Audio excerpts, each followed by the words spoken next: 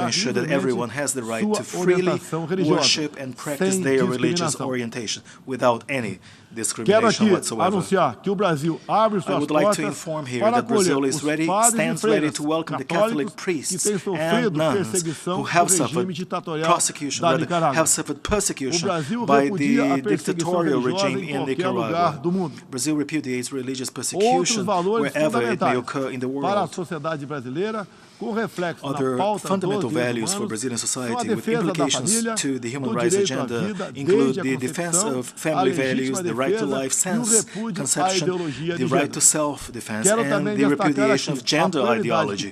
I would also like to underscore the priority we have attached to women's rights and protection. Our efforts to sanction over 70 legal norms on the subject since the very beginning of my administration in 2019 is thorough evidence of this commitment. We fight violence against women very strictly. It is part and parcel of our broader priority to ensure public security and safety for all Brazilians. The results are visible in our government figures. A 7.7% drop in the number of murders of women and a decrease in the general number of deaths by murder. In 2017, there were 30 deaths per 100,000 inhabitants.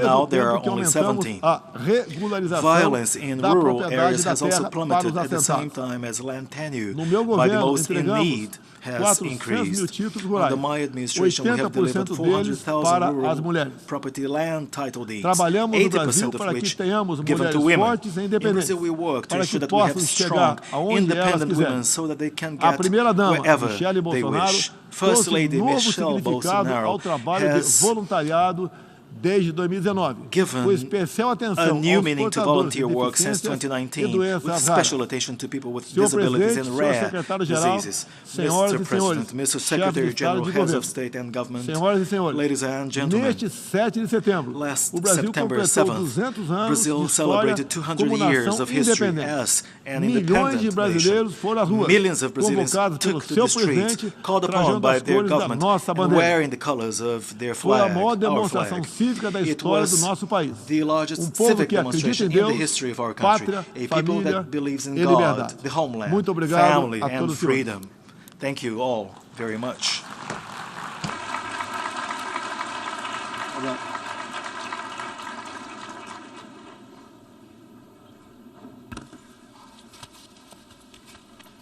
On behalf of the Assembly, I wish to thank the President of the Federal Republic of Brazil for the statement just made, and I request the protocol to escort His Excellency. The Assembly will hear the address by His Excellency Macky Sall, President of the Republic of Senegal. I request the protocol to escort His Excellency. On behalf of the General Assembly, I have the honor to welcome His Excellency Macky Sall, President of the Republic of Senegal, and invite him to address the Assembly. Merci beaucoup. Thank you very much. Monsieur le Président de l'Assemblée Mr. Générale, President of the General Assembly, chers collègues, dear colleagues, Monsieur le Secrétaire Général, Secretary Mesdames, General, Messieurs, ladies and gentlemen, distingués délégués, distinguished delegates, Monsieur le Président, Mr. President, au nom de on l'Union behalf africaine, of the African Union, je remercie votre I would prédécesseur like to express my thanks et to vous your adresse predecessor tous nos vœux de succès and wish you every à la success présidence de in notre session. the discharge of your duties. Je renouvelle au Secrétaire Général I Antonio reiterate our Guterres support to the Secretary notre General soutien Antonio Guterres dans l'exercice as he de sa délicate carries out mission his delicate au mission service des États in the membres. service of member states. Depuis notre dernière session, Since our last le session, monde est the devenu plus world has dangereux become more et dangerous plus incertain and more uncertain sous l'emprise under combinée the combined du grip réchauffement climatique, of global warming, des périls sécuritaires security et and sanitaires, health perils, ainsi que de la guerre en and Ukraine. the war in Ukraine. Le thème de cette session The theme montre of à this quel point session il urge d'agir reflects the ensemble urgent need to pour act together apaiser to les ease tensions, tensions, soigner notre to planète, heal our planet, réduire les inégalités reduce persistent persistantes nord-sud north-south et inequalities, redonner sens au multilatéralisme. and reinstate the Le importance Conseil of de sécurité est multilateralism. interpellé The Security au Council premier chef is called upon afin qu'il traite de la même to manière address this toutes les menaces à la paix et à la first and sécurité foremost, to make internationale, sure that all threats y to compris international peace and en security, including in Africa, le terrorisme qui gagne du are terrain sur handled le in the same continent way. n'est pas Terrorism, which qu'une is affaire gaining africaine. ground on the continent, is not C'est une just an menace African globale matter. It is a global qui threat relève de la that responsabilité falls under première the primary responsibility Conseil, of the Council, garant du as mécanisme de it is the sécurité guarantor collective of the en vertu collective de la security charte de mechanism l'organisation. under the charter of our organization. Ainsi, invitons-nous le We Conseil therefore à mieux urge s'engager the avec Council nous to engage dans more la with lutte us contre le terrorisme in the en fight Afrique against terrorism in avec Africa, des mandats and to plus do adaptés this with more et appropriate des moyens mandates plus conséquents. and more substantial resources. En outre, l'Union africaine Furthermore, appelle the African une fois de Union plus once again à la levée des calls sanctions for the étrangères lifting contre le of foreign Zimbabwe. sanctions against Zimbabwe. Ces mesures sévères These harsh continuent de measures nourrir un sentiment continue to fuel d'injustice a sense of contre injustice tout un peuple against an et d'aggraver entire ses people, souffrances and to en ces temps aggravate de their crise suffering profonde. in these times of deep Au crisis. Proche-Orient. Nous In the Middle réitérons East, le droit du peuple we palestinien reiterate the right à of the un État Palestinian viable, people to coexistant a viable pacifiquement state avec living l'État d'Israël. side by side in Chacun peace with the à state of l'intérieur de Israel, frontières sûres each within et secure internationalement and reconnues. internationally recognized borders. Nous appelons We call à la désescalade for a et à de-escalation la cessation des and a hostilités cessation of en Ukraine hostilities in Ukraine, pour une solution négociée as well as for a afin negotiated solution d'éviter to le risque avoid the catastrophique catastrophic d'un risk conflit of potentiellement a potentially mondial. global conflict.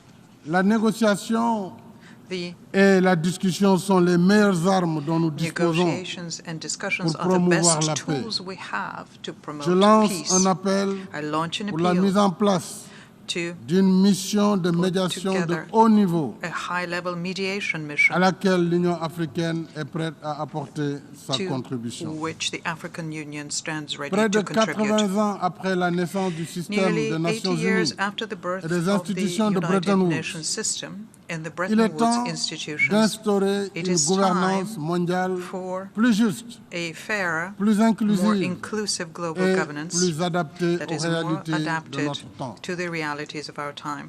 Il est temps de It vaincre is les time to réticences overcome et de construire the narratifs reticence and to qui deconstruct persistent the à narratives confiner l'Afrique that persist à la in marge des confining cercles Africa décisionnels. to the margins of decision-making Il est circles. temps It is de faire time droit à la juste et to légitime revendication heed Africa's africaine just and sur la réforme du legitimate Conseil de demand for Security sécurité Council reform telle que as reflétée dans le reflected in consensus the d'Iselweni. Esselwini Consensus.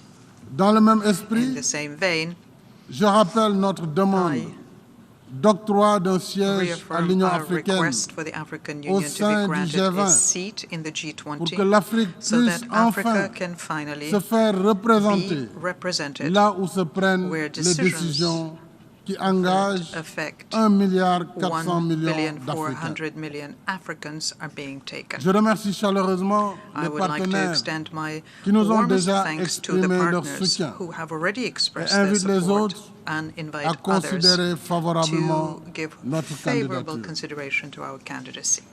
Au titre de la gouvernance économique et financière, With respect to economic and financial j'attire governance, I l'attention draw de l'Assemblée the générale attention of the General sur le Assembly rapport 2022 to the sur le financement du développement durable 2022 Financing for réalisé par Sustainable une Development soixantaine Report, d'institutions produced by some multilatérales dont 60 le Fonds monétaire multilateral international, institutions, including la the Banque mondiale, IMF, the le World Comité Bank, de Bâle, the Basel sur la Committee on supervision Banking bancaire, Supervision, l'Association the internationale International des Association régulateurs de of l'assurance Insurance et le Regulators, Conseil de and stabilité the financière. Financial Stability Board.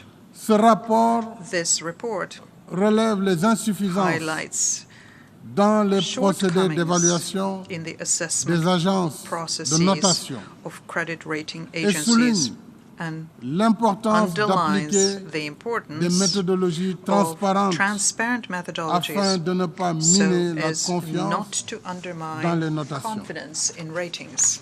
Nous sommes préoccupés We are par concerned le fait by the fact que la that perception the du risque en perception Afrique of risk continue in d'être Africa plus élevé que le continues to risque be réel, higher than the ce qui actual renchérit les risk, primes d'assurance which increases the et cost of pénalise la insurance premiums compétitivité and de nos undermines économies. the competitiveness of our C'est economies. pourquoi And this is why l'Afrique renouvelle Africa sa is proposition renewing its au proposal groupe de réponse à la to crise the mondiale sur Global Crisis l'alimentation, Response Group l'énergie et on les food, finances, energy and finance afin qu'il engage to engage en rapport avec le in G20, conjunction with the le FMI et la G20, Banque the mondiale, IMF and the World un Bank dialogue in a constructif constructive dialogue avec les agences de with the notation ratings agencies sur l'amélioration on de leurs improving méthodes their de working travail et and d'évaluation. assessment methods. Dans le même esprit, In the same spirit, face à l'ampleur inédite de la given crise the économique mondiale, unprecedented scale of the global l'Union economic africaine crisis, réitère son the appel African Union pour la reiterates its réallocation call partielle for the des droits partial de tirage reallocation spéciaux, of special drawing si rights nécessaire pour les pays en développement dans un So premier temps, needed for et the la mise en developing œuvre de countries l'initiative first du and G20 foremost, and the implementation de suspension of the du service de la G20 dette. debt service suspension Ce choc, initiative. mesdames et messieurs, sans précédent, Ladies and gentlemen, the fragilise unprecedented davantage les shock économies les plus further faibles destabilizes the et weakest rend encore plus economies pressant and makes their leurs besoins need en liquidité for liquidity ever pour more atténuer pressing, les effets so as to de mitigate l'inflation the effects généralisée of widespread et inflation soutenir les ménages and support et les couches the sociales most les plus vulnérables, vulnerable households notamment and social les strata, jeunes et les especially femmes. the young people and women. S'y ajoute In la addition to prise en that, charge des there is urgences the need sanitaires to nouvelles ou address anciennes, new and old dont health le emergencies, cancer. including cancer, Le cancer, un tueur the silencieux silent killer qui continue de that faire des continues millions to de claim victimes millions à of travers le lives monde. across the world. J'appelle à la I call mobilisation for en faveur de a la general campagne mobilization Race of Hope in favor de l'Agence of internationale de l'énergie the atomique International Atomic pour le Energy renforcement Agency's des Ray of capacités Hope campaign des pays to membres strengthen the capacities of africains en member countries, particulier dans la particularly lutte in Africa, contre le cancer in the fight against grâce aux cancer, technologies nucléaires using nuclear telles que technologies l'imagerie such as médicale, medical la imaging, médecine nucléaire et nuclear la medicine, radiothérapie. and radiotherapy. Monsieur le Président, Mr. Mesdames et President, Messieurs, ladies and gentlemen, à quelques semaines de la COP27 de with the Sharm el-Sheikh, COP27 en in Égypte, Sharm el-Sheikh in Egypt, only l'Afrique a few renouvelle son weeks away, attachement Africa à reiterates l'accord de its Paris sur le commitment climat. to the Paris Climate Agreement. En même temps, At the nous same souhaitons time, parvenir We wish à un consensus to reach a pour une consensus transition énergétique for a juste et fair équitable, and equitable comme energy ce fut le transition, cas as au sommet was Afrique-Europe called for at the de Africa février Europe dernier, Summit last February, à la session at élargie du the sommet du enlarged G7 session of the en juin et récemment G7 Summit in au Forum de June, Rotterdam and sur le recently financement at the de Africa l'adaptation en Adaptation Afrique. Finance Forum in Rotterdam. Il est légitime et It juste is legitimate, et équitable fair que and l'Afrique, equitable that Africa, continent le plus the en continent retard sur le that processus d'industrialisation, continent le moins pollueur, pollutes the least and il est lags donc juste que furthest l'Afrique exploite ses behind ressources in the industrialization disponibles process pour should disposer exploit d'une its énergie de available base resources to provide afin basic d'améliorer la energy compétitivité so as to de son improve the économie competitiveness of its et economy réaliser l'accès and universel achieve à universal l'électricité. access to electricity. Je rappelle I will recall qu'à ce jour, that today, plus de 600 millions more than d'Africains 600 million vivent encore Africans sans électricité. still live without electricity. Travaillons également Let us à la also réalisation de work l'objectif towards the de goal 100 milliards de of dollars par mobilizing an $100 en billion appui per year aux efforts to d'adaptation support des pays en developing développement countries' adaptation et au efforts financement and du to programme finance d'accélération the de African l'adaptation en Adaptation Afrique Acceleration Program sous l'égide de la under Banque the africaine de auspices développement of the African et du Development Bank Centre mondial and pour the Global l'adaptation. Center for Adaptation. Au demeurant, nous considérons le Moreover, financement we de see adaptation l'adaptation funding not as non comme de aid, l'aide, mais comme une but rather contribution des pays as a industrialisés contribution by industrialized countries to a global partnership of solidarity in return for efforts made by developing countries to avoid the polluting patterns that have plunged the planet into the current climate emergency. Mr. President, over and above the current emergencies, I have come le message d'un to convey the continent message of a continent déterminé à travailler determined avec to work tous ses with partenaires all of its partners dans une éthique in a relationnelle de relational dialogue ethic confiant of a et de respect dialogue réciproque. of confidence and trust and Je suis mutual venu dire respect. que l'Afrique I have come to say a assez subi that Africa has le suffered fardeau de l'histoire, enough of the burden qu'elle of ne veut history, pas être le that foyer it d'une does nouvelle not guerre want froide, to be the place mais of a plutôt new un Cold pôle War, de but stabilité rather a pole of et stability d'opportunité and ouvert opportunity à tous ses open to partenaires all of its partners sur une base on a mutuellement mutually bénéfique. beneficial basis. Je suis venu I dire have come que to nous say n'ignorons that pas we do not l'Afrique des ignore problèmes that Africa, qu'il faut pacifier faced with et challenges stabiliser. which need to be Mais je suis également venu pacified and dire stabilized. que nous avons But I have also come aussi to say l'Afrique des that we also solutions have Africa avec ses as a 30 provider millions de of kilomètres solutions carrés, with an ses area ressources of humaines, 30 million square plus de kilometers, 60% its des human terres arables resources, du monde, with its more than ses 60% of the richesses world's minières, arable forestières, land, its mineral, hydriques et forest, énergétiques. water, and energy resources. Oui, l'Afrique, Yes, oui, nous avons we l'Afrique have des solutions, the Africa of solutions, avec des gouvernements with à la tâche, governments au on the quotidien, job, on une jeunesse a daily vibrante, basis. We have qui vibrant innove, and creative young entreprend people et who réussit. innovate, who are Des millions entrepreneurial d'hommes and et de who femmes qui succeed. travaillent We have dur millions of men pour and nourrir, women who work hard éduquer, to soigner feed, leurs familles, educate, and care for their qui families, investissent, who invest, créent who create de la wealth, richesse et génèrent des and emplois. who generate jobs. Cette Afrique des This solutions Africa of souhaite solutions engager wants avec to tous ses partenaires engage with all des of its rapports partners réinventés in a reinvented qui relationship transcendent le that préjugé transcends the selon prejudice lequel that qui n'est pas avec whoever moi is not est with contre me moi. is against me. Nous voulons un We want a multilatéralisme ouvert multilateralism that is open et and respectueux de nos respectful of our différences, differences, parce que le système because des the Nations United Unies, Nations system, né sur les cendres de born la out guerre, of the ashes of war, ne peut emporter can l'adhésion only de win tous the support que of sur la one and base all d'idéaux on the partagés, basis of shared et ideals non de valeurs and locales not local values érigées erected en normes as universelles. universal norms. C'est en collaborant dans le It is respect by de working nos différences together, que respecting our nous redonnerons differences, force that et we will vitalité restore the strength à la and raison d'être des vitality Nations of the Unies, United Nations raison c'est-à-dire d'être, préserver which is to les save générations present actuelles et and futures future generations du fléau de la from the guerre, scourge of war, promouvoir to la cohabitation advance pacifique the peaceful des peuples coexistence of peoples, et favoriser and to le foster progrès progress en instaurant by de meilleures creating conditions de vie better living pour conditions tous. for all. Je souhaite plein I wish succès the aux 77th travaux de la session of the 77e General session Assembly de l'Assemblée every générale. Je vous success. remercie de votre I aimable thank you attention. for your kind attention.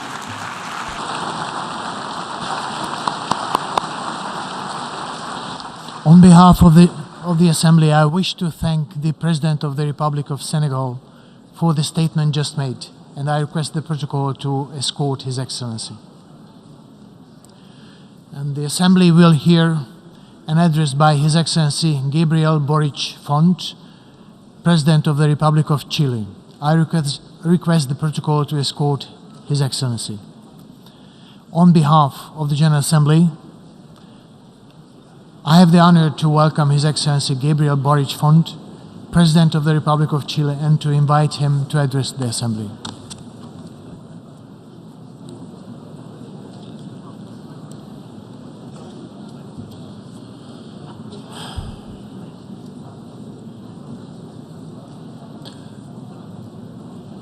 Muchísimas gracias, Thank you very señor much. presidente, señor secretario President, general, Secretary General, estimadas y estimados jefes y jefas de distinguished Estado heads y de of gobierno, state and government, a todos los distinguidos invitados del día de hoy. guests, Es para mí un honor poder estar con ustedes en esta Asamblea General por primera vez. Vengo de Chile, que es un hermoso país situado en el sur, en el extremo sur de América, entre la cordillera de los Andes, que es la columna de nuestro continente, y el majestuoso e imponente Océano Pacífico. Un país que tiene una geografía diversa y paisajes conmovedores, en donde conviven juntos los cielos más claros con los mares más tempestuosos, el desierto más seco con ciudades hechas de lluvia. El pueblo chileno, como quizás algunos de ustedes conocen, es trabajador y solidario. Gracias a su esfuerzo, hemos pasado en algo más de 2 siglos de ser la colonia más pobre de España en América a ser un país independiente, libre, soberano y pujante.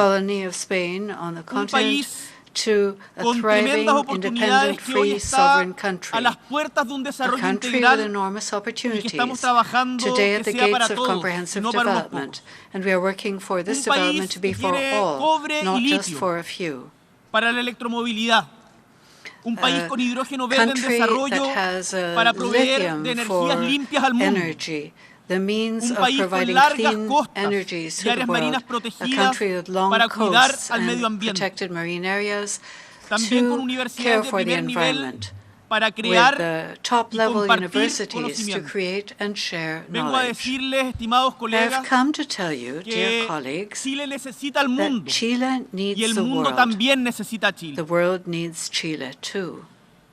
Pero como ustedes saben, y ha quedado claro en los discursos que nos han antecedido, vivimos en una época de profundas incertidumbres y sobresaltos, en la que es claro que no existen naciones, estando todas aquí representadas, que sean aisladas o inmunes a los sobresaltos, a lo que acontece a nivel global. Y en esto nuestro país, por cierto, no es la excepción.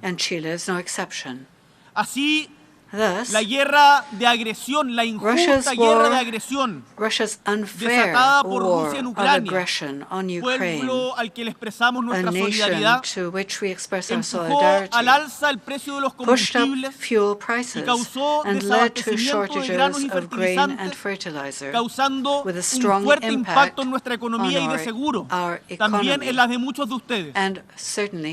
También, y aunque esto cuesta a veces hablarlo, la guerra comercial entre Estados Unidos y China, desatada en 2018 bajo la administración anterior de Trump, como también la pandemia, desestabilizaron la economía global y afectaron también la nuestra, como seguro también la de ustedes.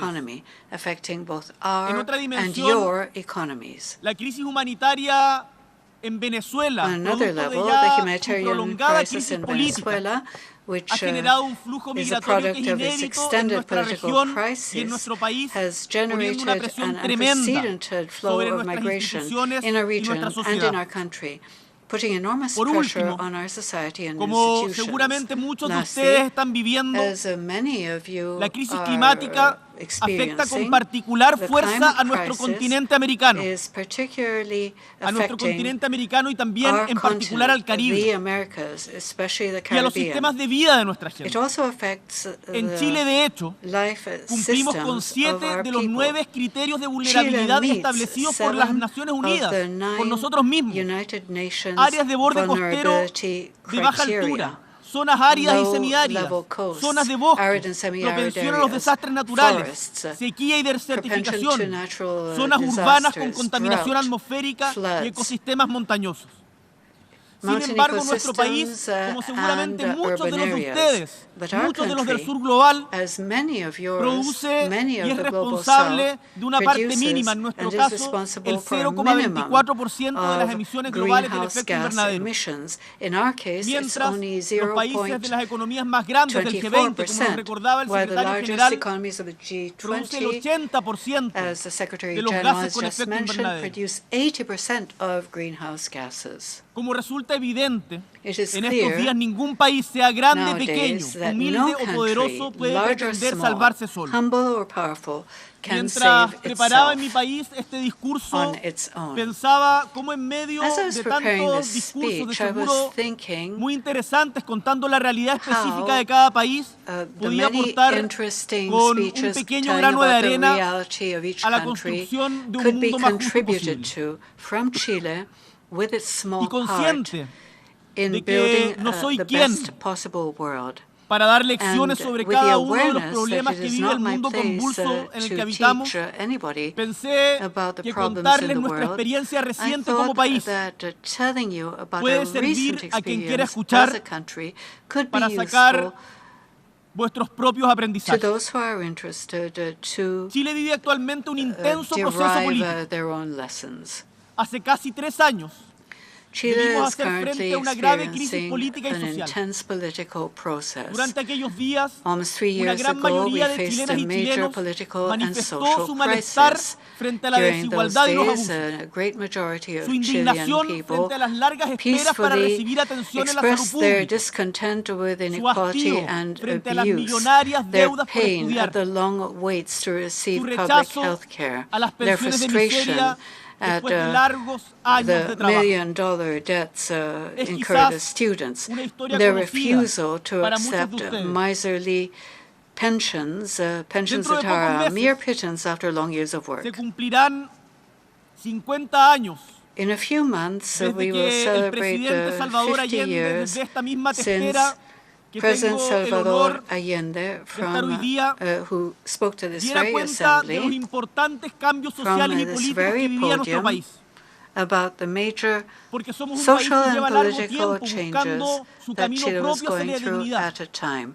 Chile is a country Durante that los has, democráticos for a long time, de los sought the últimos path 30 años, towards dignity. se redujo And notablemente la although pobreza y hubo during importantes the avances en materia democratic governments of social, the past 30 resulta years, there was a indesmentible remarkable que el decrease in modelo de poverty desarrollo que adoptamos en Chile and ha progress mantenido on una the alta social front. concentración de la It is riqueza, undeniable llevándonos a ser uno, that y the esto nos Chilean duele, development model colegas, has uno de los kept países a más high desiguales del mundo. concentration of wealth, leading us to be, and this is Esta painful, desigualdad, one of the most como de seguro unequal también countries pasa in the en world. muchas de las naciones en vías de This desarrollo, inequality, ha as is obstaculizado the case in many developing nuestro camino al nations, desarrollo, has obstructed pero no our solo path eso, towards development. es una amenaza latente para Not la only democracia, that, it is an inherent pues threat fractura to la democracy, sociedad misma, because destruye la cohesión it, social y por lo tanto breaks termina society siendo un apart. It impedimento para destroys entendernos social y construir cohesion, juntos y and juntas it therefore un devenir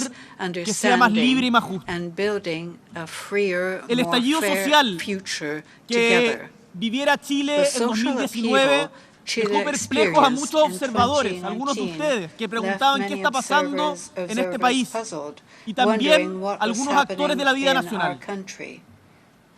Y es que a muchos And it, les llamó la atención it que un país que ha even logrado left many observers índices and importantes de crecimiento stakeholders of económico y de Chilean desarrollo life, humano que dan cuenta de astonished. importantes mejoras en la calidad de vida de su And población, the fact is that se haya many visto were enfrentado a la struck vez by the a una fact crisis tan profunda.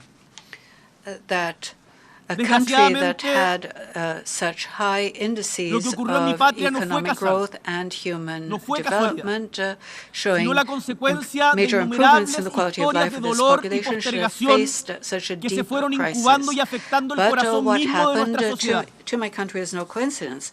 Y It quiero was the decirles result que of innumerable episodes of pain and aunque postponement, no se espere, which simmered and puede then pasar struck en sus at the países very también. heart of our society. Por eso los quiero invitar And I want to a point out that this anticiparse, can a happen in your anticiparnos countries as todos well. juntos That is why en la búsqueda de una I mayor invite you justicia to social, plan ahead in the search for distribuir de greater mejor manera la social riqueza y el justice, poder to better debe ir de la mano distribute con un wealth crecimiento and sostenible. power. Y This should tengo la go profunda hand in convicción hand que with espero sea sustainable growth. compartida And de I que am aquello deeply es convinced that posible. it can be Y es shared and it urgente. is possible. Indeed, it is urgent. Desgraciadamente, debo decirlo porque acá uno no puede solamente venir a hablar de las cosas because we cannot only buenas. come to talk about Este the good descontento things that se are manifestó happening. también This discontent en also graves episodios expressed de itself violencia, through como la inaceptable quema de estaciones de metro y la vandalización de centros cívicos. Y por otro lado, fuimos testigos de una represión descontrolada que terminó con muertes, heridos y más de 400 personas víctimas de trauma ocular producto de la acción del Estado, lo que constituye, desde el punto de vista de nuestro gobierno y de organismos internacionales de derechos humanos, en una grave violación a los derechos humanos que debe ser reparada y así lo será. Fue, estimados colegas, una larga historia de injusticias la que se expresó en nuestro país en diciembre y en octubre del 2019. Pero también, y esto es lo lindo, de cómo las historias son más largas que nosotros mismos, quienes hoy día ocupamos estos puestos, también fue la historia larga de la movilización ciudadana y las luchas sociales. Esa que permitió el retorno a la democracia, el reencuentro de los demócratas, como dijera el presidente Elwin a fines del siglo pasado, o la que en los albores del siglo XX permitió avanzar en derechos para los trabajadores y trabajadoras. En las manifestaciones del 2019 también estaban las mujeres del siglo pasado que avanzaron, pese a todo, hacia el derecho a voto femenino. Nos acompañaron el recuerdo de los obreros que lograron el derecho al descanso y los cobradores que lucharon y siguen luchando por una vivienda digna. Son todas esas memorias y luchas sociales las que estuvieron presentes. Y los valores detrás de este profundo malestar, la igualdad, la justicia, la libertad, no son ajenos a un reclamo que cada vez con más frecuencia vemos en el mundo y en esta esfera. La protección y promoción de los derechos humanos en cualquier parte y por cualquier régimen, el trabajo decente, la protección social universal, la lucha contra la crisis climática son demandas universales que son el foco de nuestra agenda en común, liderada por nuestro secretario general, Antonio Guterres, y de los objetivos del desarrollo sostenible. Estimados líderes del mundo, la salida para caminar en la solución pacífica y democrática de la crisis que vive nuestro país fue un acuerdo importante entre las principales fuerzas políticas que permitió la elaboración de una ruta hacia la redacción de una nueva constitución, una que fuera capaz de sentar las bases de un nuevo contrato social. Esta ruta, major political forces which made it possible to draw up a roadmap towards drafting a new constitution, one which made it possible to establish the basis of a new social contract, making a democratic response possible to the demands of the citizens. This road opened by Chilean society through protest and social struggle. Consiste en lograr, como nunca antes en nuestra historia, una constitución democrática escrita con participación ciudadana, con participación de los pueblos indígenas y con paridad entre hombres y mujeres. Una constitución para todos y todas, pero también hecha por todos y todas.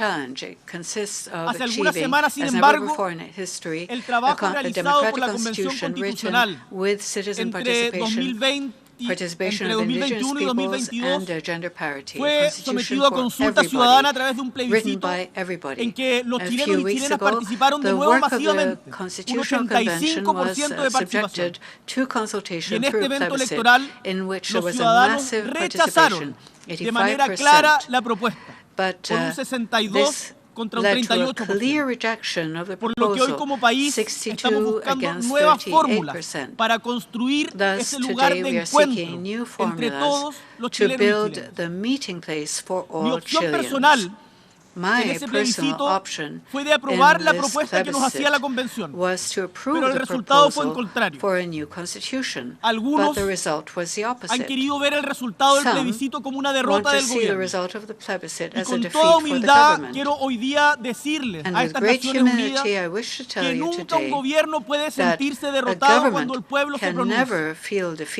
En democracia, la palabra popular es soberana y la guía para todo momento.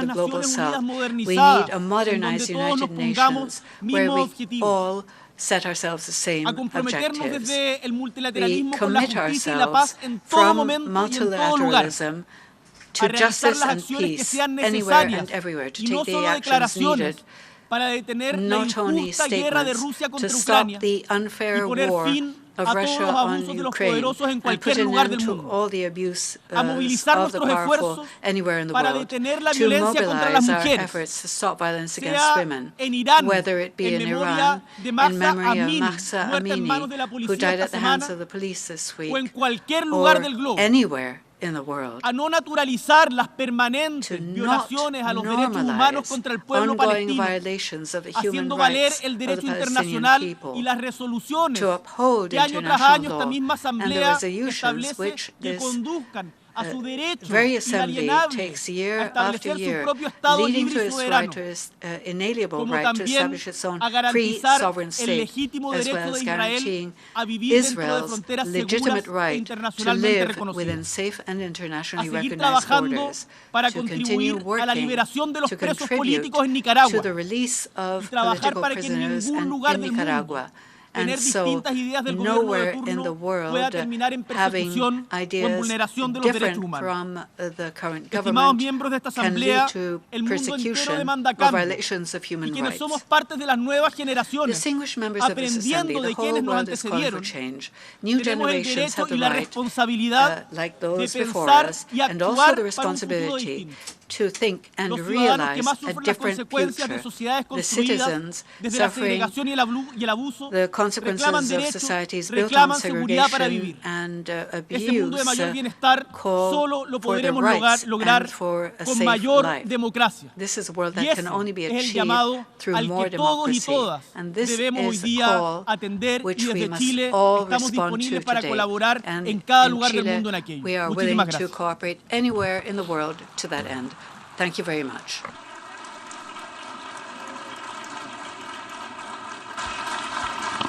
On behalf of the Assembly, I wish to thank the President of the Republic of Chile for the statement just made, and I request protocol to escort His Excellency. The Assembly will now hear an address by His Majesty King Abdullah II Ibn al-Hussein, King of the Hashemite Kingdom of Jordan. I request protocol to escort His Majesty. On behalf of the General Assembly, I have the honor to welcome His Majesty King Abdullah II Ibn al-Hussein, King of the Hashemite Kingdom of Jordan, and to invite him to address the Assembly. Bismillahir Rahmanir Rahim. Mr. President, Mr. Secretary General, Your Excellencies, we meet today in this General Assembly as the alarm bells ring all around us. Numerous crises batter our world, crises that are increasingly interlocked. Regional conflicts with international impact, devastating climate change, pandemic disruptions, extremist violence, spiraling inflation, looming recession, and for all too many around the world, the growing reality of hunger. Developing countries have been hardest hit. Is this the future we will leave to the generations yet to come?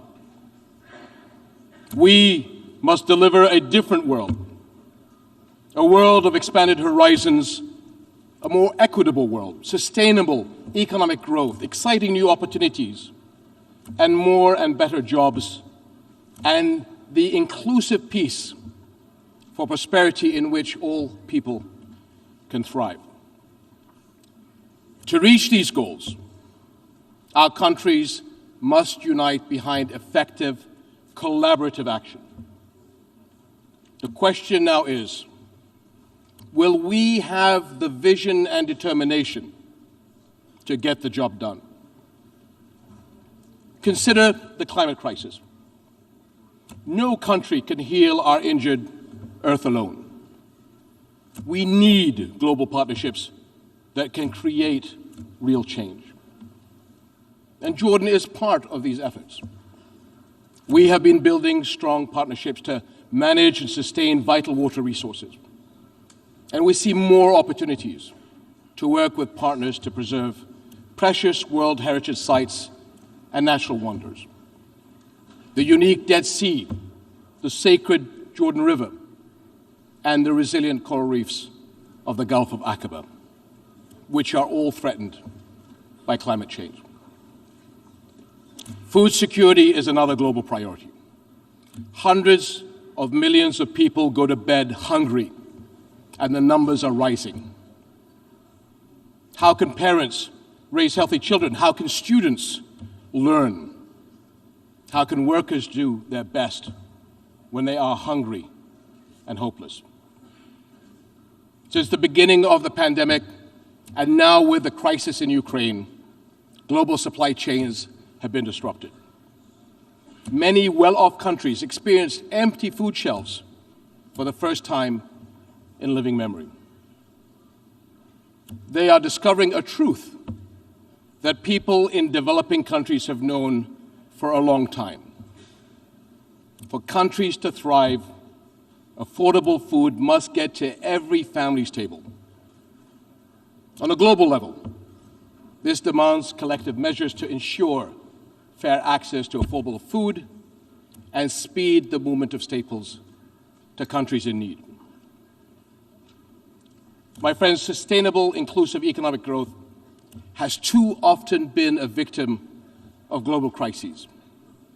But it can also be a defense that strengthens us to endure the storms.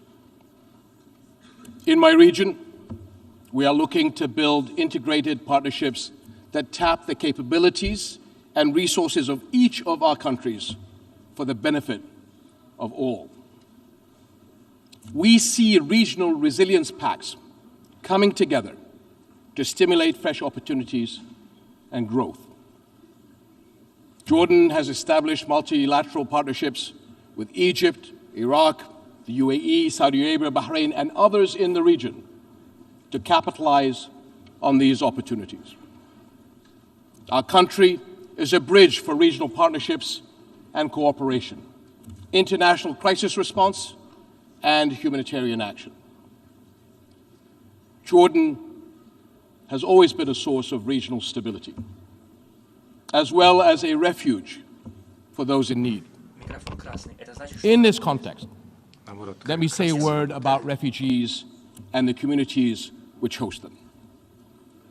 In 2012, I came before the 67th General Assembly and spoke for the first time about the Syrian refugee flow and its pressure on Jordan's scarce resources.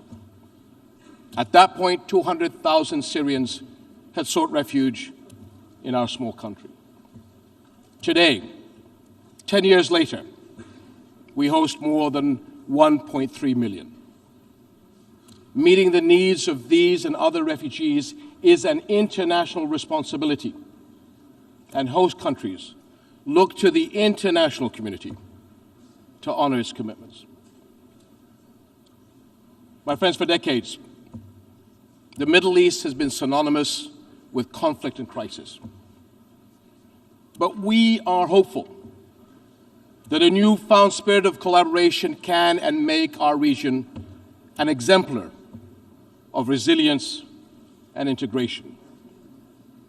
Though politics may sometimes fail our world, one absolute remains: always put people first. To keep hope alive for all peoples means rising above politics to ensure every individual's prosperity. Such efforts will be fruitless if they are exclusionary. Inclusion of the Palestinian people in regional economic projects should be an integral part of our efforts. In a Palestinian-Israeli conflict, peace continues to be elusive.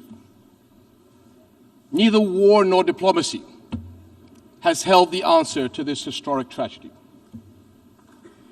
It is the people themselves, not politics and politicians, who will have to come together and push their leaders to resolve this. What would our world look like now if the conflict had been settled long ago? If walls had never gone up and people had been allowed to build bridges of cooperation instead? What if extremists had never been able to exploit the injustices of occupation? How many generations of youth could have grown up in the optimism of peace and progress? As we continue our efforts to achieve peace, we must not abandon refugees. This year, the General Assembly will vote on renewing UNRWA's mandate. The international community should send a strong message of support for the rights of Palestinian refugees, ensuring that Palestinian refugee children have schools to go to and access to appropriate medical care. My dear friends, a founding UN principle is the right to self-determination for all peoples. The Palestinian people, with their resilient national identity, cannot be denied this right.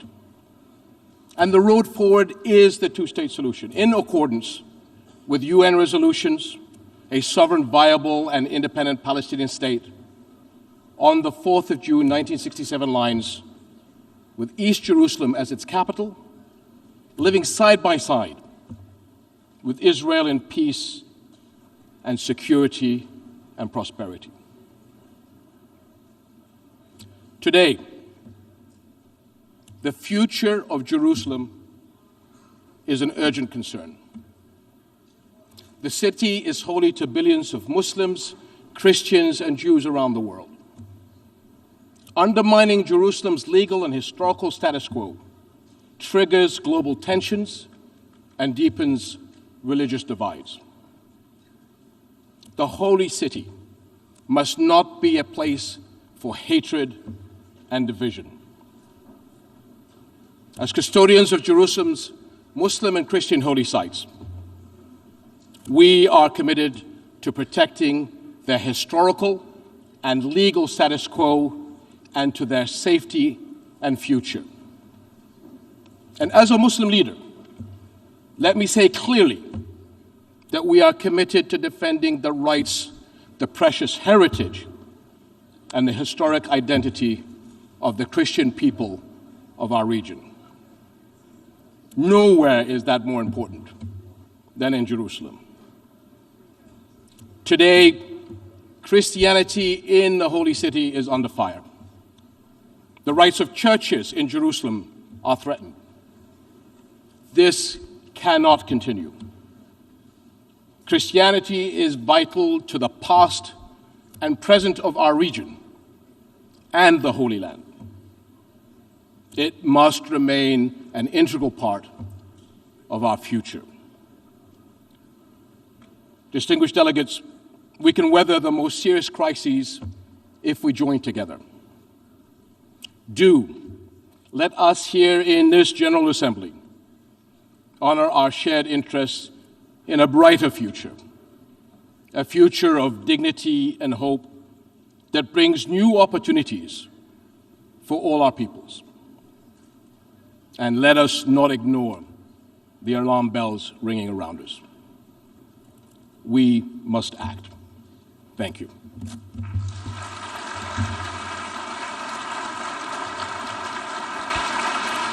On behalf of the Assembly, I wish to thank the King of the Hashemite Kingdom of Jordan for the statement just made, and I request protocol to escort His Majesty. The Assembly will now hear an address by His Excellency Gustavo Petro Urrego, President of the Republic of Colombia. I request protocol to escort His Excellency. On behalf of the General Assembly, I have the honor to welcome His Excellency Gustavo Petro Urrego, President of the Republic of Colombia, and to invite him to address the Assembly. Presidente de la Asamblea General de la Organización de Naciones Unidas, Chava Urochi. Secretario General de la Organización de las Naciones Unidas, Antonio Guterres. Excelentísimos señores, jefes de Estado y jefes de misiones acreditados ante la versión número 77 de la Asamblea General de las Naciones Unidas, Vicesecretaria General de la Organización de las Naciones Unidas, Amina Mohamed. A todas y todos, Vengo de uno de los 3 países más bellos de la Tierra. Allí hay una explosión de vida, miles de especies multicolores en los mares, en los cielos, en las tierras. Vengo de la tierra de las mariposas amarillas y de la magia. Allí en las montañas y valles de todos los verdes, no solo bajan las aguas abundantes, Not only bajen are there también abundant waters, los torrentes de there la are sangre. also floods Vengo of de blood. un país de belleza I come from a ensangrentada. country of blood-stained Mi país beauty. no solo es bello, My country, allí también hay Colombia, is violencia. not only beautiful, it is also violent. No, ¿cómo puede conjugarse la violencia How con la can muerte? violence ¿Cómo puede and erupcionar beauty la exist biodiversidad side by de la side? vida How can con las the danzas de la biodiversity muerte of y el horror? life intertwine ¿Quién es el with the dances culpable of de death romper and horror? el encanto Who is con el responsible terror? for breaking the ¿A charming quién o spell qué with es terror? el responsable de Who ahogar or la vida what en las is decisiones responsible rutinarias for de suffocating la life riqueza y in del the routine interés? decisions of wealth and ¿Quién nos interest? lleva a la destrucción como nación Who is leading us y to como pueblo? destruction as a nation and Mi as a país es people? bello porque tiene la selva My country is amazónica, beautiful la because del it has Chocó, the Amazon las jungle, aguas, las the cordilleras Chocó de los jungle, Andes the y los waters, océanos. the Allí Andes en esas mountain selvas range se and emana the oxígeno oceans. planetario There y in se those absorbe el jungles, CO2 the oxygen atmosférico. of the planet, Una de esas plantas que emanates, absorbe el and, CO2 the CO2 entre in the millones de atmosphere especies is absorbed. es una de One las of más those plants perseguidas de la absorbing Tierra. carbon dioxide A como dé lugar, amongst millions se busca su of destrucción. species Es is una one of the most planta persecuted amazónica. on Earth. Es la planta Wherever de la it coca, grows, they planta seek to sagrada destroy de los it. incas. It's a plant of the Amazon, the coca plant, Como en un cruce a de plant caminos sacred to the paradójicos, Incas. la selva que se As if, intenta salvar At a es al mismo paradoxical tiempo crossroads, destruida. the jungle Para we destruir la planta try de to coca save is arrojan being venenos, destroyed at the same time. glifosato en masa To que corre destroy por las coca, aguas, they spread detienen poison, a los sus glyphosate, cultivadores y los massive encarcelan. amounts that run in the Por waters. destruir They o arrest poseer those la who hoja de la cultivate coca, coca mueren and 1 imprison millón them. de latinoamericanos To asesinados destroy y encarcelan or a to 2 have millones de possession afros of coca en la América del plants. Norte. A million Destruir Latin la Americans planta que die, mata, gritan and desde el norte. 2 Destruirla. million Pero la planta African no es sino una Americans planta. are imprisoned in North America. Más de las Destroy the billones de killer especies plant que is a cry aparecen from the cuando north. desatan But the el plant fuego is sobre just la one selva. among many of the Destruir la millions selva, el that Amazonas, perish se when convirtió en la consigna que siguen fire breaks out estados in the y jungle. negociantes. Destroying the No jungle, importa el destroying the grito de los Amazon científicos, has become the bautizando la catchword selva which como states uno de los and grandes business pilares people follow. climáticos. They Para ignore las the relaciones call del of poder del scientists mundo, who la baptize selva y sus the jungle habitantes as one of the son major los climate culpables de la pillars. plaga que las For power azota. relations in the A world, las the relaciones jungle de and poder its inhabitants las are those azota responsible la for the adicción al plague dinero, that afflicts them. a perpetuarse, The relations al of petróleo, power are a la plagued cocaína y by a las the drogas addiction más to duras money, para to poder perpetuate themselves, anestesiarse más. addiction to oil, Nada más to hipócrita cocaine and que harder el discurso drugs para salvar la that selva. can serve La selva se quema, to señores, mientras ustedes hacen la guerra y juegan con ella. anesthetize them. La selva, There el is pilar nothing more climático del hypocritical mundo, than the discourse desaparece of saving con the jungle. toda su vida. La The gran jungle is esponja burning, que absorbe el CO2 planetario, Distinguished delegates, se while evapora. you make war and play with it. la selva The salvadora, jungle, the climate es vista pillar en mi país of the world, como el enemigo a is derrotar, disappearing como la along with maleza a all of its extinguir. life. The El enormous espacio de la sponge coca y de los absorbing campesinos que la planetary cultivan, carbon porque no tienen dioxide más is que evaporating. cultivar, The es savior jungle demonizado. is seen Para in my ustedes, country mi as the país enemy no to les be interesa, defeated, sino as para the weeds arrojarle that must venenos be a sus pulled selvas, out. llevarse a The sus space of hombres coca a la and cárcel the y arrojar a sus mujeres people who a la cultivate it, exclusión. because they have nothing else No les to cultivate, interesa la is educación del niño, demonized. For you, sino matarle my su country selva y interests extraer you el only carbón y el petróleo de if sus you can entrañas. spread La esponja que absorbe los venenos no sirve. Prefieren arrojarle más venenos a la atmósfera. Nosotros les servimos para excusar los vacíos y las soledades de su propia sociedad, que la llevan a vivir en medio de las burbujas de las drogas. Les ocultamos sus problemas que se niegan a reformar. Mejor es declararle la guerra a la selva, a sus plantas, a sus gentes, mientras dejan quemar la selva, mientras hipócritas persiguen las plantas con venenos para ocultar los desastres de su propia sociedad. Nos piden más y más carbón, más y más petróleo para calmar la otra adicción, la del consumo, la del poder, la del dinero. ¿Qué es más venenoso para el ser humano? ¿La cocaína o el carbón o el petróleo? El dictamen del poder ha ordenado que la cocaína es el veneno y debe ser perseguida. Así ella solo cause mínimas muertes por sobredosis y más por las mezclas que provoca su clandestinidad dictaminada. Pero en cambio el carbón y el petróleo deben ser protegidos, así su uso pueda extinguir a toda la humanidad. Estas son las cosas del poder mundial, cosas de la injusticia, cosas de la irracionalidad, porque el poder mundial se ha vuelto irracional. Ven en la exuberancia de la selva, en su vitalidad, lo lujurioso, lo pecaminoso, el origen culpable de la tristeza de sus sociedades, imbuidas en la profunda compulsión ilimitada de tener y de consumir. ¿Cómo ocultar la soledad del corazón? En su sequedad, en medio de sociedades sin afectos, competitivas hasta encarcelar el alma en la soledad, si no es echando la culpa a la planta, al hombre que la cultiva, a los secretos libertarios de la selva. Según el poder irracional del mundo, la culpa no es del mercado que recorta la existencia. La culpa es de la selva. Las cuentas bancarias se han vuelto ilimitadas. Los dineros guardados de los más poderosos de la tierra ya no podrán siquiera gastarse en el tiempo de los siglos. La tristeza de la existencia que produce esa artificial convocatoria a la competencia la llenan con ruido y con drogas. La adicción al dinero y al tener tiene otra cara.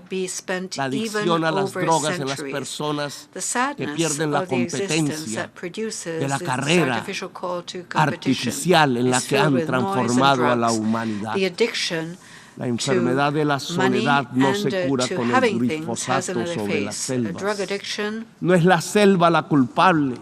La culpable es su sociedad educada en el consumo sin fin, en la confusión estúpida entre consumo y felicidad que permite, eso sí, que los bolsillos del poder se llenen de dinero. La culpable de la adicción a las drogas no es la selva, es la irracionalidad de su poder mundial. Denle un golpe de luz, de razón a su poder. Prendan de nuevo las luces del siglo. 40 años ha durado la guerra contra las drogas.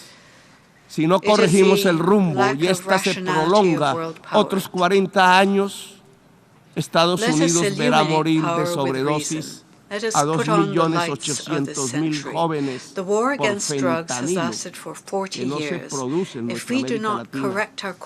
Verá millones de afros norteamericanos ser apresados en sus cárceles privadas. el afropreso se convertirá en negocio de empresas carceleras. Morirán asesinados 1 millón de latinoamericanos más. Nos llenarán de sangre nuestras aguas y nuestros campos verdes.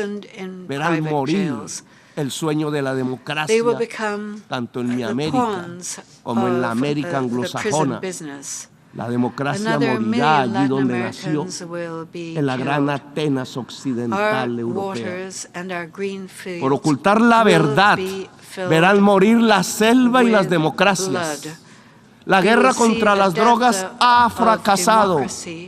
La lucha contra la crisis climática ha fracasado. Han aumentado los consumos mortales de drogas suaves, han pasado a las más duras. Se ha producido un genocidio en mi continente y en mi país han condenado a las cárceles a millones de personas para ocultar sus propias culpas sociales. Le han echado la culpa a la selva y sus plantas. Han llenado de sinrazón los discursos y las políticas. Yo les demando desde aquí, desde mi Latinoamérica herida, acabar con la irracional guerra contra las drogas.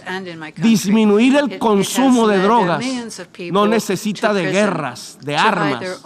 Necesita que todos construyamos una mejor sociedad, una sociedad más solidaria, más afectuosa, donde la intensidad de la vida salve de las adicciones y de las nuevas esclavitudes. Quieren menos drogas, piensen en menos ganancias y en más amor. Piensen en un ejercicio racional del poder. No toquen con sus venenos la belleza de mi patria. Ayúdennos sin hipocresías a salvar la selva amazónica, para salvar la vida de la humanidad en el planeta.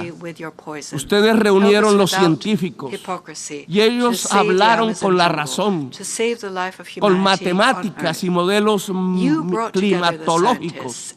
Dijeron que se acercaba el fin de la especie humana, que su tiempo ya no es de milenios, ni siquiera de siglos. La ciencia prendió la alarma y dejamos de escucharla. La guerra nos sirvió de excusa para no tomar las medidas necesarias. Cuando más se necesitaban las acciones, cuando los discursos ya no servían, cuando era indispensable depositar los dineros en los fondos para salvar la humanidad, cuando había que alejarse cuanto antes del carbón y del petróleo, se inventaron una guerra y otra y otra. Invadieron Ucrania, pero también Irak y Libia y Siria. Invadieron en nombre del petróleo y del gas. Descubrieron en el siglo XXI la peor de sus adicciones, la adicción al dinero y al petróleo. Las guerras les han servido de excusa para no actuar contra la crisis climática. Las guerras les han mostrado cuán dependientes son de lo que acabará con la especie humana. Si observan que los pueblos se llenan de hambre y de sed y emigran por millones hacia el norte, hacia donde está el agua, entonces ustedes los encierran, construyen muros, despliegan ametralladoras, les disparan, los expulsan como si no fueran seres humanos, quintuplican la mentalidad de quien creó políticamente las cámaras de gas y los campos de concentración. Reproducen a escala planetaria 1933, el día del gran triunfo del asalto a la razón. ¿Acaso no ven que la solución al gran éxodo desatado sobre sus países del norte es volver a que el agua llene los ríos y los campos se llenen de nutrientes? El desastre climático nos llena de virus que pululan, arrasándonos. Pero ustedes hacen negocios con las medicinas y convierten las vacunas en mercancías. Proponen que el mercado nos salvará de lo que el mismo mercado ha creado. El Frankenstein de la humanidad está en dejar actuar el mercado y la codicia sin planificar, rindiendo el cerebro y la razón, arrodillando la racionalidad humana a la codicia. ¿Para qué la guerra si lo que necesitamos es salvar la especie humana? ¿Para qué sirve la OTAN y los imperios si lo que viene es el fin de la inteligencia? El desastre climático matará centenares de millones de personas y oigan bien, no lo produce el planeta, lo produce el capital. La causa del desastre climático es el capital.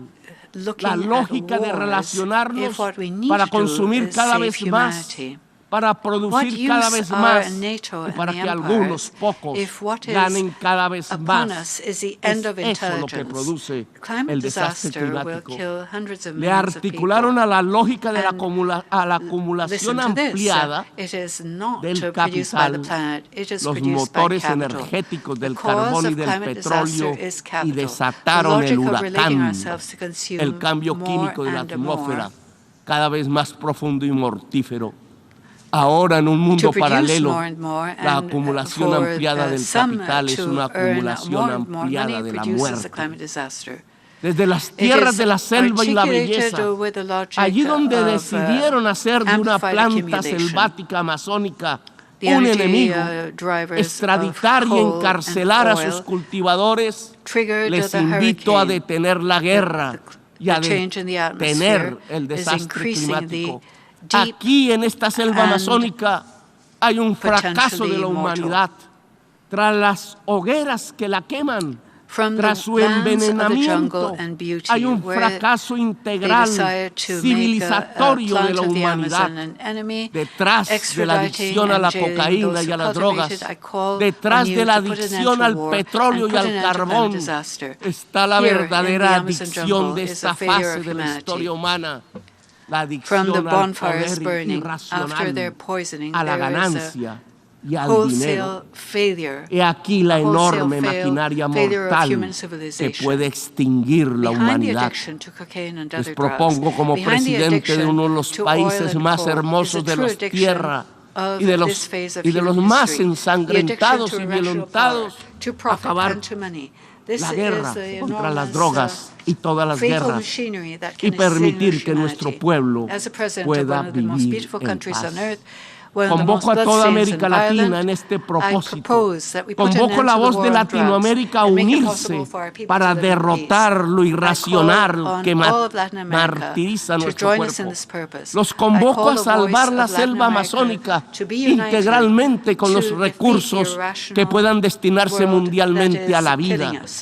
Si no tienen la capacidad para financiar el fondo de la revitalización de la selva, si pesa más destinar el dinero a las armas que a la vida, entonces reduzcan la deuda externa para liberar nuestros propios espacios presupuestales y con ellos realizar la tarea de salvar la humanidad y la vida en el planeta.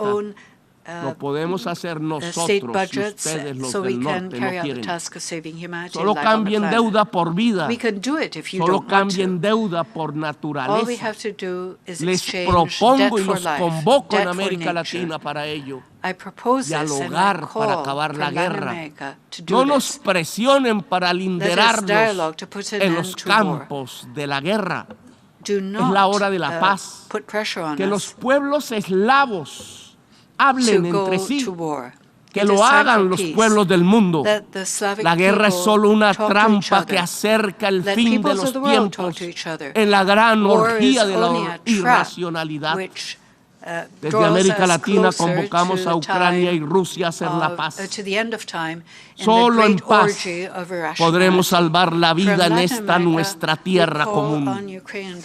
No hay paz total sin justicia social. económica y peace ambiental. without social, economic, and Estamos environmental en guerra justice. también con el planeta. We are at war with the planet Sin too. paz con el planeta Without no peace habrá paz with the planet, entre las there will be naciones. no peace between Sin nations. justicia With no no hay social paz justice, social. there is no Gracias, muy social amable por peace. escuchar. Thank you for your kind attention. On behalf of the Assembly, I wish to thank the President of the Republic of Colombia for the statement just made, and I request protocol to escort His Excellency. The Assembly will hear an address by His Excellency Recep Tayyip Erdogan, President of the Republic of Turkey. I request protocol to escort His Excellency.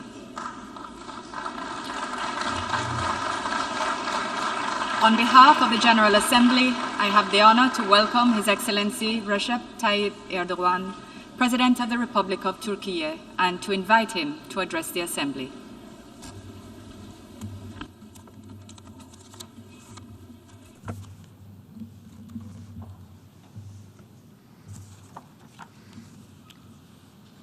Sayın Başkan, değerli devlet ve hükümet başkanları, Mr. Chairman, Sayın Genel Sekreter, kıymetli delegeler, sizleri şahsım ve milletim adına en kalbi duygularla, saygıyla selamlıyorum.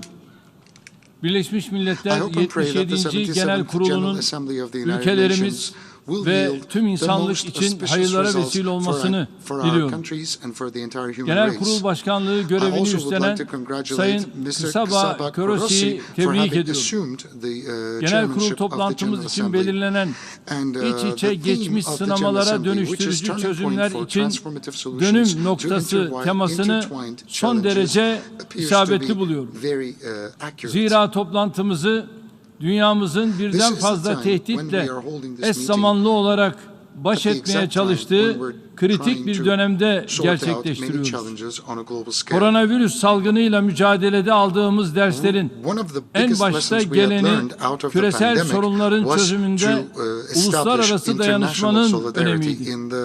Türkiye olarak salgın sürecinde hiçbir ayrım gözetmeden 161 ülke ve 12 uluslararası kuruluşa destek sağladı. Yerli ve milli aşımız Türkovak'ı tüm insanlığın hizmetine sundu. İklim değişikliğiyle mücadeleye verdiğimiz önemin göstergesi olarak Paris Anlaşması'nı geçtiğimiz yıl onayladık. Ulusal beyanımızla 2053 yılı için net sıfır emisyon hedefimizi ve yeşil kalkınma devrimimizi ilan ettik. Birleşmiş Milletler Biyolojik Çeşitliliğin Korunması Sözleşmesi'nin 16. Taraflar Konferansı'na ev sahipliği yaparak bu alanda da öncü rol oynamayı sürdüreceğiz. Salgının tedarik zincirlerinde yol açtığı aksaklıklar sebebiyle ağır darbe alan küresel ekonominin Rusya-Ukrayna savaşıyla birlikte yeni bir şok dalgasına da maruz kaldığını görüyoruz. Artan enerji, gıda ve ham madde fiyatlarının oluşturduğu enflasyon baskısı dünya çapında tüm ekonomileri ve sosyal refahı menfi yönde etkilemektedir. Gelişmeler enerji arz güvenliğinin önemini de çarpıcı bir şekilde yeniden gündeme taşımıştır. Türkiye olarak öteden beri enerji konusuna bir rekabet değil, işbirliği alanı olarak baktık. Kendi ihtiyacımız yanında bölgesel ve küresel enerji güvenliğini destekleyen pek çok projeyi hayata geçirdik. Bu adımların isabeti ve önemi son gelişmelerle bir kez daha anlaşılmıştır. Yaşanan süreç gıda güvenliğini de riske atmıştır. Maddi ve teknolojik imkanların en üst seviyeye ulaştığı 21. yüzyılda dünya nüfusunun halen 1/5'inin açlığın ve yoksulluğun pençesinde kıvranmasının izahı mümkün değildir. Dünya son gelişmelerle 2030'da sıfır açlık sürdürülebilir kalkınma etmeye başlamıştır. İnsanlığın karşı karşıya kaldığı bu karanlık tabloyu umudun ışığıyla aydınlatabilmenin yegane yolu uluslararası işbirliği ve dayanışmayı hakkaniyetli ve adaletli bir yaklaşımla güçlendirmektir. Ortak kaderimizi etkileyen sınamalara karşı ortak gündemle harekete geçmemiz gereken bir döneme girdi.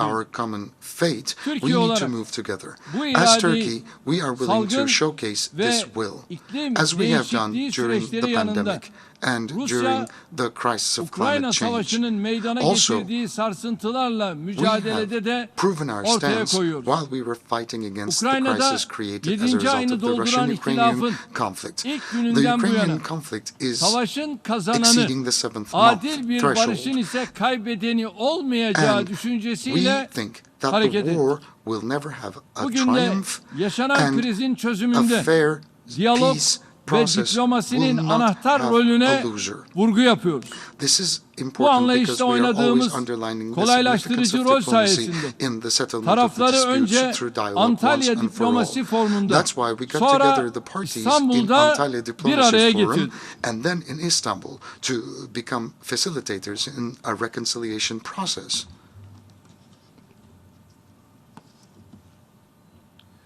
Sayın Genel Sekreterle birlikte yürüttüğümüz yoğun çabalar neticesinde Ukrayna tahılının Karadeniz üzerinden dünyaya ulaşmasını temin ettik.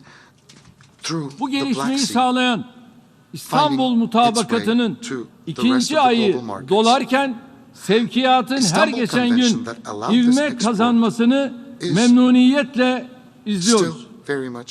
Tahıl arzının sürdürülmesinin sağlanmasında kritik öneme sahip bu mutabakat, Birleşmiş Milletler'in son yıllarda imza attığı en büyük başarılardan biridir. Dünyanın dört bir yanında uluslararası camiadan medet umanların Birleşmiş Milletler'e besledikleri güven bu başarıyla yeniden tazelenmiştir. İstanbul Mutabakatı, taraflar açısından hayati önem arz eden meselelerde müzakerelerin sonuç verdiğini de ispatlamıştır. Benzer bir yaklaşım, yine tüm insanlığın güvenliğini ilgilendiren Zaporijya nükleer santralindeki kriz konusunda da sergilenebilir. Son günlerde yeniden alevlenen savaşın Ukrayna'nın toprak bütünlüğü ve bağımsızlığı temelinde sonlandırılmasına yönelik gayretlerimizi artırarak sürdüreceğiz. Buradan uluslararası kuruluşları ve tüm ülkeleri Türkiye'nin kalıcı barışın tesisine yönelik çabalarına samimi destek vermeye çağırıyorum. Her iki tarafa da krizden onurlu çıkış imkanı verecek, makul, adil ve uygulanabilir bir diplomatik çözümü beraberce bulmamız gerekiyor. Diğer yandan milyonlarca insanı mağdur eden tüm bu felaketler etkin çok taraflılığın Birleşmiş Milletler'de de vücut bulması için daha fazla çaba gösterme sorumluluğumuzu hepimize bir kez daha hatırlatmıştır. Birleşmiş Milletleri kapsayıcı vasfına yakışan daha adil bir dünya düzeni için çözümler üretebilen, tüm insanlık adına ortak iradenin vücuda getirildiği bir teşkilat olarak yeniden yapılandırmamız şarttır. Bilhassa Güvenlik Konseyi'nin daha etkin, demokratik, şeffaf ve hesap verebilir bir yapı ve işleyişe kavuşturulması tüm insanlığın barış, adalet ve refah arayışında önemli bir dönüm noktası teşkil edecektir. Bu yöndeki ortak vazifemizi unutturmamak için dünya 5'ten büyüktür ve daha adil bir dünya mümkündür gerçeğinin altını her platformda en kuvvetli şekilde çizmeye devam edeceğiz. İnanç ve azimle yürüttüğümüz bu mücadeleyi tüm üye ülkelerden destek beklediğimizi burada bir kez daha ifade etmek istiyorum. Kıymetli delegeler, Türkiye'nin dış politikadaki vizyonu daima barış odaklı olmuştur. Bölgemizden başlayarak tüm dünyada sulh sükunun hakim kılınması için var gücümüzle çalışıyoruz. Birleşmiş Milletler bünyesinde yürüttüğümüz barış için arabuluculuk girişimimizle çatışmaların çözümü konusunda çaba harcıyoruz. Avrupa'dan Latin Amerika'ya ve Afrika'ya kadar farklı coğrafyalarda vuku bulan anlaşmazlıkların giderilmesinde yeri geldiğinde arabulucu, yeri geldiğinde kolaylaştırıcı olarak yapıcı rol üstleniyoruz.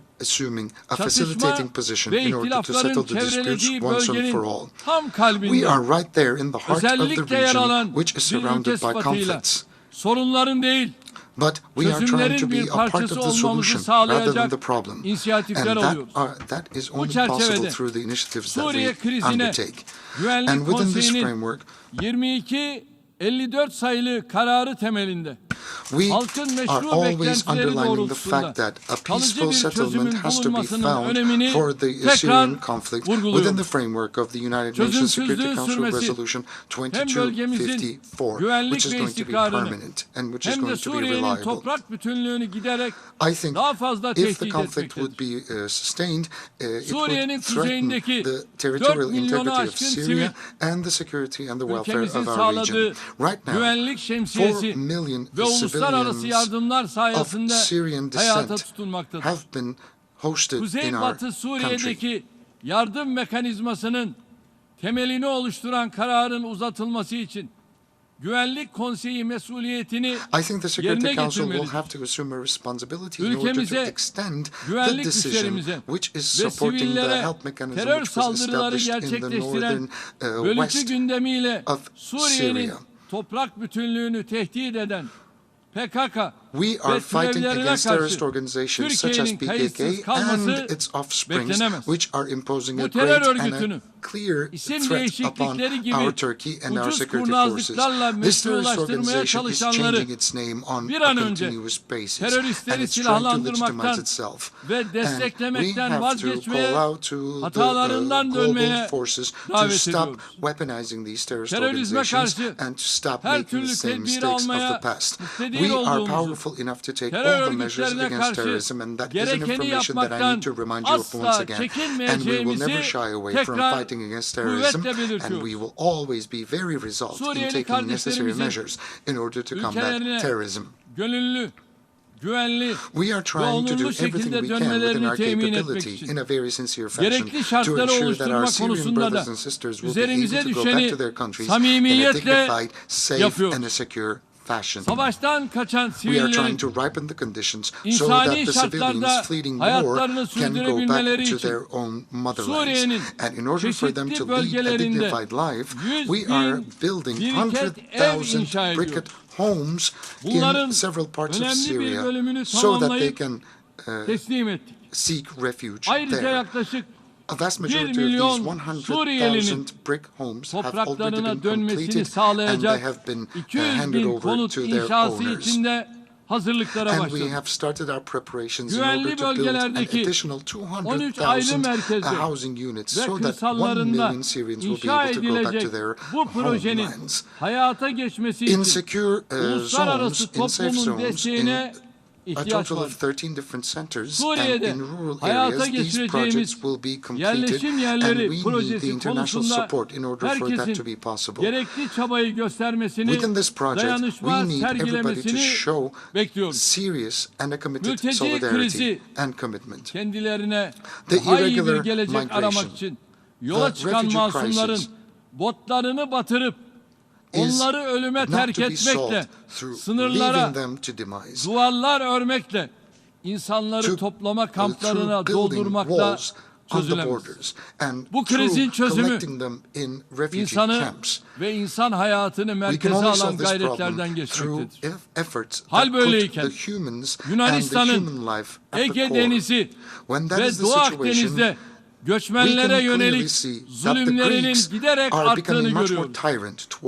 Türkiye olarak biz yeni aylan bebeklerin cesetleri kıyıklara vurmasın diye çırpınırken Yunanistan hukuksuz, pervasız geri itmeleriyle pushing back these refugees in an illegal fashion, in a very tyrant fashion, turning the Aegean into a graveyard for refugees. Last week, a 9-month-old, a baby called Asım, and a 4-year-old Abdülvahab Yunan sahil güvenlik güçlerinin botlarını batırması sonucu vefat etmiştir. Avrupa'nın ve Birleşmiş Milletler kurumlarının insanlığa karşı suç teşkil eden bu acımasızlıklara artık bir dur demesinin vakti çoktan gelmiştir.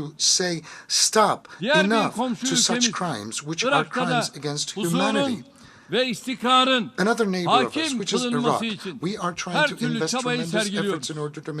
Ülkede Iraklılık kimliği temelinde siyasi birliğin ve uzlaşının sağlanmasını arzu ediyoruz. Irak'ta refahın sürdürülebilir şekilde artırılması ve terör örgütlerinin istismarlarının önlenmesi ancak bu şekilde mümkün. Tabii bu arada Irak'taki istikrarsız ortamı istismar eden terör örgütlerinin ülkemize hedef alan eylemlerine de asla müsaade etmiyoruz. Bu kürsüden daha önce de defalarca vurguladığım gibi terörizm belasıyla mücadeleyi terör örgütleri arasında ayrımı reddeden samimi ve etkin bir uluslararası işbirliğiyle kazanabiliriz. Hangi isim altında olursa olsun tüm terör örgütleriyle mücadelesini yıllardır devam ettiren Türkiye'nin müttefiklerinden ve dostlarından bu konuda samimi bir işbirliği ve dayanışma beklemek en tabii hakkımızdır. Terör örgütleri ve zalim rejimler yerine ülkemizde işbirliği yaparak bölgenin güvenliğine, istikrarına, huzuruna, refahına katkıda bulunmak isteyen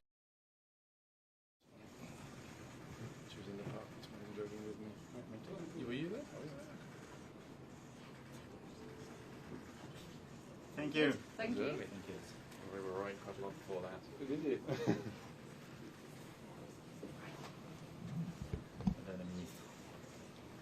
Hello. Let's go. Thank you.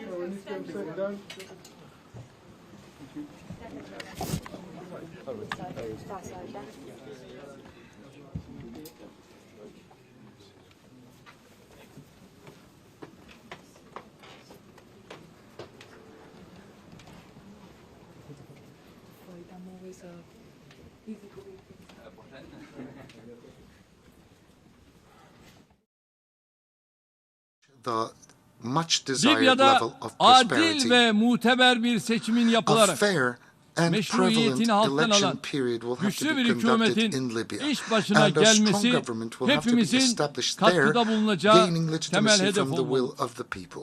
And this Orta is Doğu something that we all coğrafyasında have to kalıcı contribute barış to. ve istikrarın For a tesisi prevalent açısından peace and sona prosperity in erdirilmesini the Middle Eastern gerekli geography, gördüğümüz we need İsrail, to finalize Filistin the ihtilafında Israeli-Palestinian iki devletli conflict çözüm once and for all vizyonuna through the güçlü destek establishment of a veriyoruz. two-state solution. Kudüs'ün This is tarihi something that we strongly ve support. kültürel kimliğiyle We have to Harem-i Şerif'in preserve the kutsiyetine historical and saygı cultural identity gösterilmesi, of Jerusalem, işgal and we have altındaki to respect topraklardaki Harem-i Şerif, yasa dışı yerleşim and faaliyetlerinin we have to durdurulması, stop the illegal Filistinlilerin can ve settlements mal in güvenliğinin the occupied sağlanması regions şart. through establishing a Bölgedeki sorunun security adil, for the lives kalıcı and the ve commodities of the kapsamlı bir çözüme Palestinians.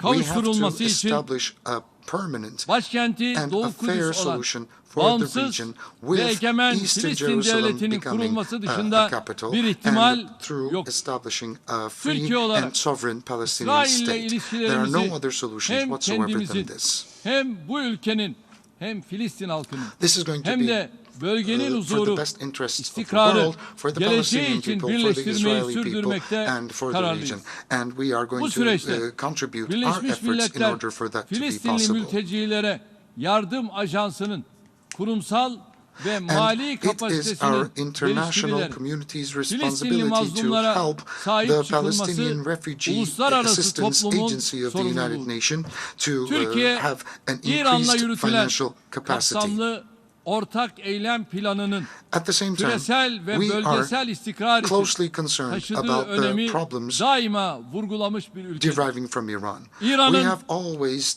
supported nükleer the programına ilişkin JPAC. hususların diplomasi ve diyalog yoluyla çözümüne yönelik need görüşmelerin en kısa diplomacy sürede and dialogue in order to sonuçlandırılarak settle the disputes about the uygulamaya nuclear program of geçirilmesini Iran once and for all. bekliyoruz. And we want solutions Azerbaycan'ın to be created işgal once and for all. altındaki topraklarını kurtarması, Güney And Kafkasya'da Azerbaijan has to kalıcı barışın free ve the occupied istikrarın lands temini once and for konusunda all. tarihi bir fırsat We penceresi have a açılmıştır. historical opportunity to make Türkiye sure olarak that a permanent peace Azerbaycan and ile stability can be Ermenistan arasında established in yürütülen southern süreçleri Caucasia. destekleyerek As Turkey, bu we have been fırsatın very supportive of the değerlendirilmesi process için going on between çok önemli Azerbaijan and Armenistan'adımlar and we have taken Son günlerde significant steps yaşanan forward in order çatışmalar to make the bu güzel utmost use iklime of this opportunity gölge that düşürmüş avails olsa da itself. iki ülke Recent conflicts arasında had shed an en kısa zamanda obscure kapsamlı shadow bir barış upon these anlaşması positive developments, imzalanmasının but mümkün we olduğuna believe inanıyoruz. still that a permanent peace Azerbaycanlı can be kardeşlerimizin haklarını ve established geleceklerini between these two inşa countries. konusunda We verdikleri will always be by mücadelede the side of daima our yanlarında Azerbaijani brothers olmayı and sisters so that they can sürdüreceğiz. build their Ülkemizi homes, de yakından build their ilgilendiren future in a bölgedeki legitimate and a ulaştırma justified bağlantılarının en kısa The sürede transportation açılması connections ise in our herkesin region is a refahına concern of katkı us sağlayacak as well. bir And gelişme if we olacak. were to open those connections once Neredeyse again, it will contribute yarım tremendously asırdır to the welfare of the işgal, entire region. çatışma, terörizm, At the same time, almost sefalet for gibi the last sorunlarla boğuşan 50 years, Afganistan Afghanistan yine bir has been sınamadan fighting against geçmektedir. conflict, Ülkedeki terrorism, geçici and hükümetin poverty. And temel still insan Afghanistan haklarının is going through a korunması significant and doğrultusunda a challenging atacağı time. adımlar umut verici The gelişmelerin intermediary önünü government will have to take açabilir. necessary steps forward in order to Türkiye ensure bu zor fundamental rights and günlerinde liberties for the Afgan human beings. kardeşlerini And desteklemeyi we sürdürecek. believe that there might be Hindistan certain ve promising Pakistan'ın developments there. And we will keep bağımsızlıklarını on kazanmalarının üzerinden supporting our geçen Afghani brothers and sisters 75 during this yıla rağmen process.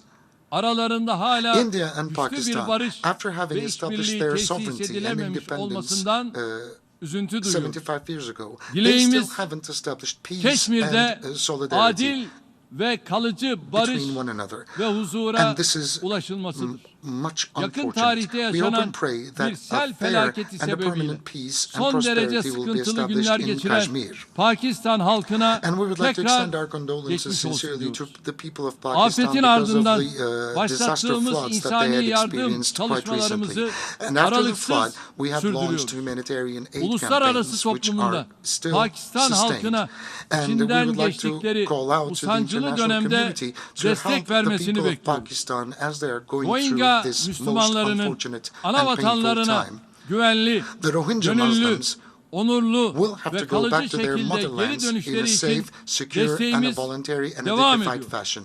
And we are supporting that in Çin'in every extent toprak possible. bütünlüğüne, tek Çin anlayışına ve And egemenlik we are very haklarına sensitive towards kesinlikle the halel protection of the getirmeyecek fundamental şekilde rights and the Müslüman liberties of the Uygur Muslim Türklerinin Uyghur temel hak Turks ve özgürlüklerinin korunması in such a way hususunda that will never threaten hassasiyet the gösteriyoruz. territorial integrity and sovereignty Balkanlarda of barış ve istikrarın China. güçlendirilmesi, In the Balkans, anlaşmazlıkların diyalog yoluyla we are çözümü için investing tremendous ikili ve efforts çok in order taraflı for peace and platformlarda prosperity to yoğun be gayret strengthened gösteriyoruz. and for the disputes Bu to be anlayışla settled once Eylül and for all başında through Bosna dialogue Hersek, in multiple Sırbistan ve platforms. Hırvatistan'ı And at the kapsayan beginning of bir September, bölge turu we had launched gerçekleştirdi. an official visit Bosna Hersek'teki including seçimlerin to sorunsuz Bosnia şekilde Herzegovina, yapılmasıyla Serbia, and Belgrad, Croatia. Priştine diyalog sürecinde ilerleme Once sağlanması after the elections have bölgenin been istikrarına katkı positively verecek. finalized in Türkiye Bosnia-Herzegovina, olarak I think it is going Ege to contribute Denizi'nde tremendously ve to Doğu the dialogue Akdeniz'deki process tüm between Belgrade meselelerin and iyi Pristina, komşuluk and it will ilişkileri contribute çerçevesinde tremendously to the ve stability of the uluslararası region. hukuka As uygun Turkey olarak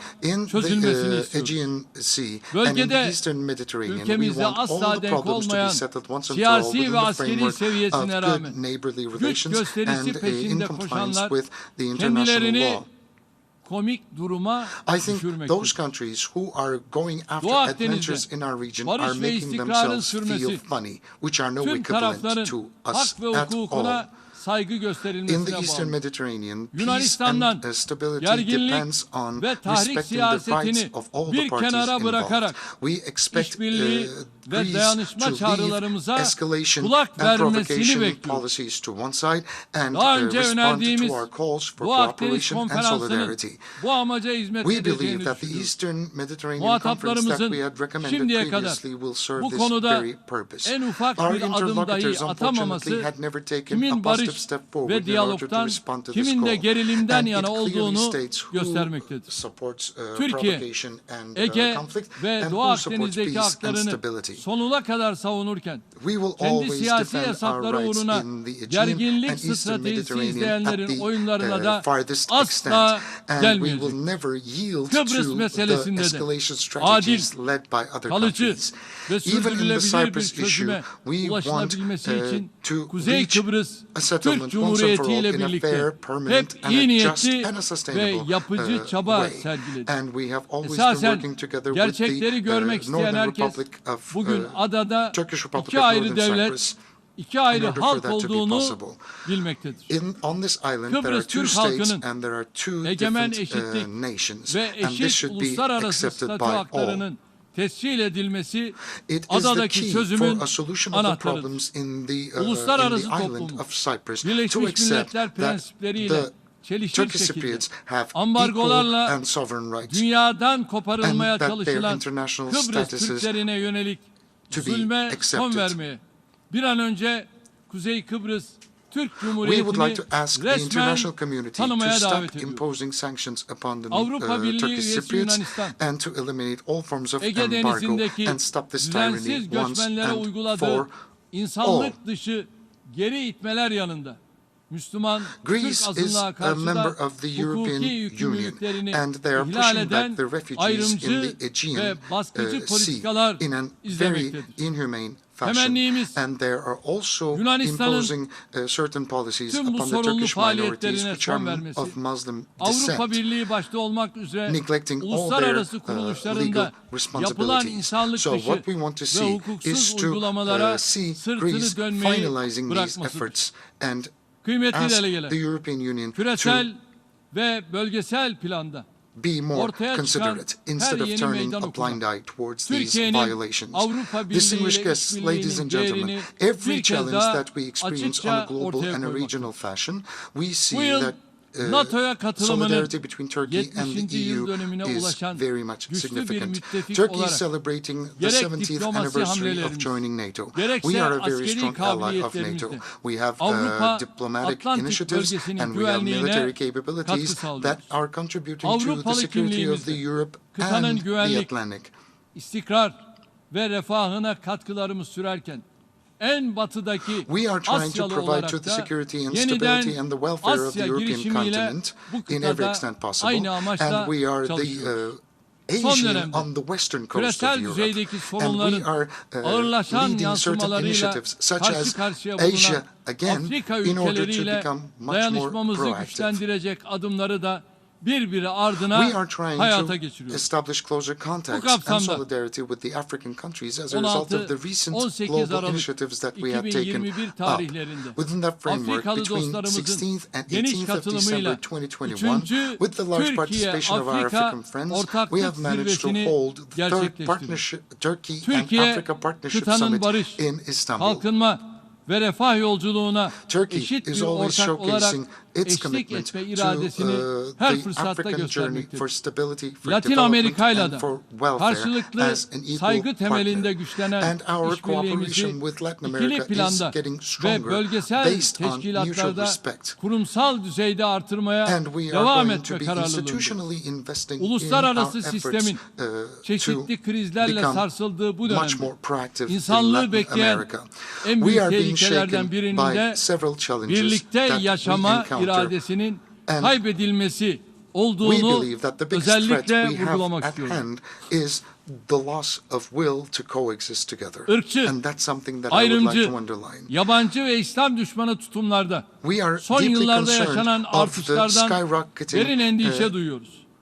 Bu levels kürsüden of xenophobia, Yeni Zelanda'da of Müslümanlara discrimination, karşı of gerçekleştirilen Islamophobia, and of terör racism. saldırısının yıl dönümü olan And 15 Mart tarihinin we had İslamofobi launched an ile appeal over İslam this düşmanlığıyla platform to call that mücadelede March 15th uluslararası will be gün olarak called ilan a day edilmesi for Fight çağrısında Against bulunmuştur. Islamophobia Day Önce as a İslam result İşbirliği of the attack Teşkilatı'nda, that took place against sonra the da Muslims in New Birleşmiş Milletler Zealand. Genel And we Kurulu'nda would like alınan to underline kararlarla that appeal bu again. çağrımız hala First geçerli. within the OIC and within the Uluslararası General toplum, Assembly of the İslam United Nations, we düşmanlığıyla have taken certain mücadeledeki decisions kararlılığının in order for bir that day to be nişanesi olarak declared as a Fight Against gördüğümüz bu yaklaşımın Islamophobia Day. fiiliyata da We hope and pray yansımasını that it will be canı a gönülden possibility. We arzu hope and ediyoruz. pray that this day Daha will be önce de declared as a day defalarca to vurguladığım fight gibi Islamophobia. İslam düşmanlığını da As I have previously tıpkı stated, antisemitizm Islamophobia gibi is equal bir to insanlık suçu antisemitism olarak and görüyoruz. it is a crime Bu against düşüncelerle humanity.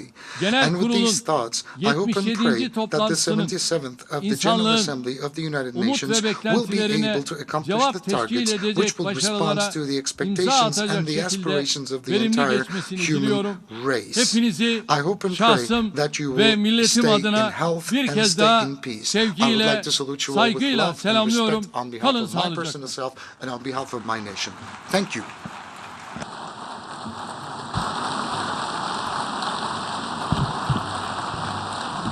On behalf of the Assembly, I wish to thank the President of the Republic of Turkey for the statement just made, and I request the protocol to escort His Excellency. Before proceeding, may I kindly ask delegations to remember that the time slots, time limits allotted for a national intervention is 15 minutes. Delegations will be highly appreciated to stick to these time limits.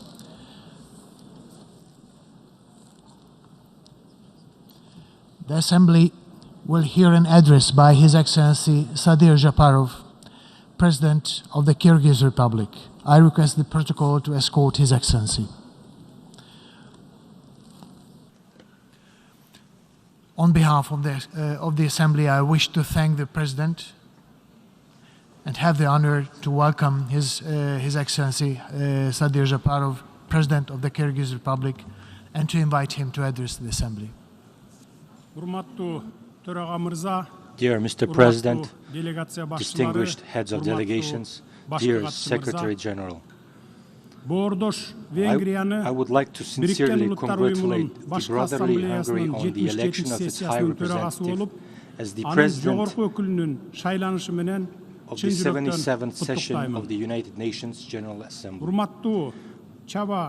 I wish the Honorable Chaba Kureshi every success in such an important international position.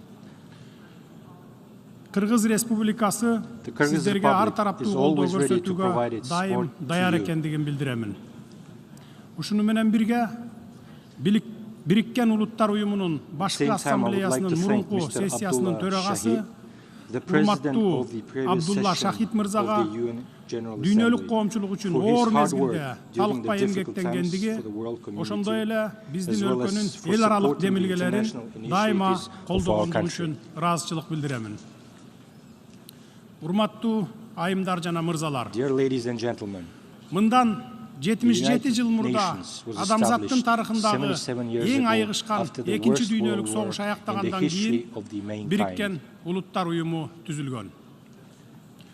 Балким 1945 жылы Сан-Франциско шаарында уюмду түзүү боюнча эл аралык келишимге кол койгон Бириккен Улуттар уюмунун негиздөөчү мамлекеттери согуштар, кыйроолор, ачарчылык, азап тозоктор биротоло токтойт деген ойдо болушкандыр.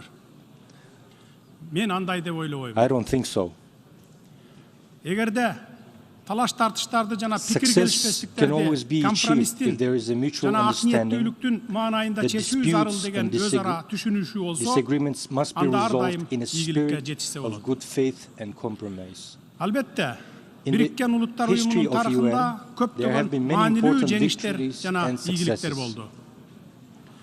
Чыр-чатактар жана кагылышуулар дүйнөнүн ар кайсы аймагында ар кандай даражадагы ургаалдуулук менен болгонуна карабастан, Бириккен Улуттар уюму моралдык авторитет болуп, тынчтыкты жана коопсуздукту сактоодо, адамдардын керектөөлөрүн жана муктаждыктарын камсыз кылууда маанилүү бириктирүүчү ролду ойноду.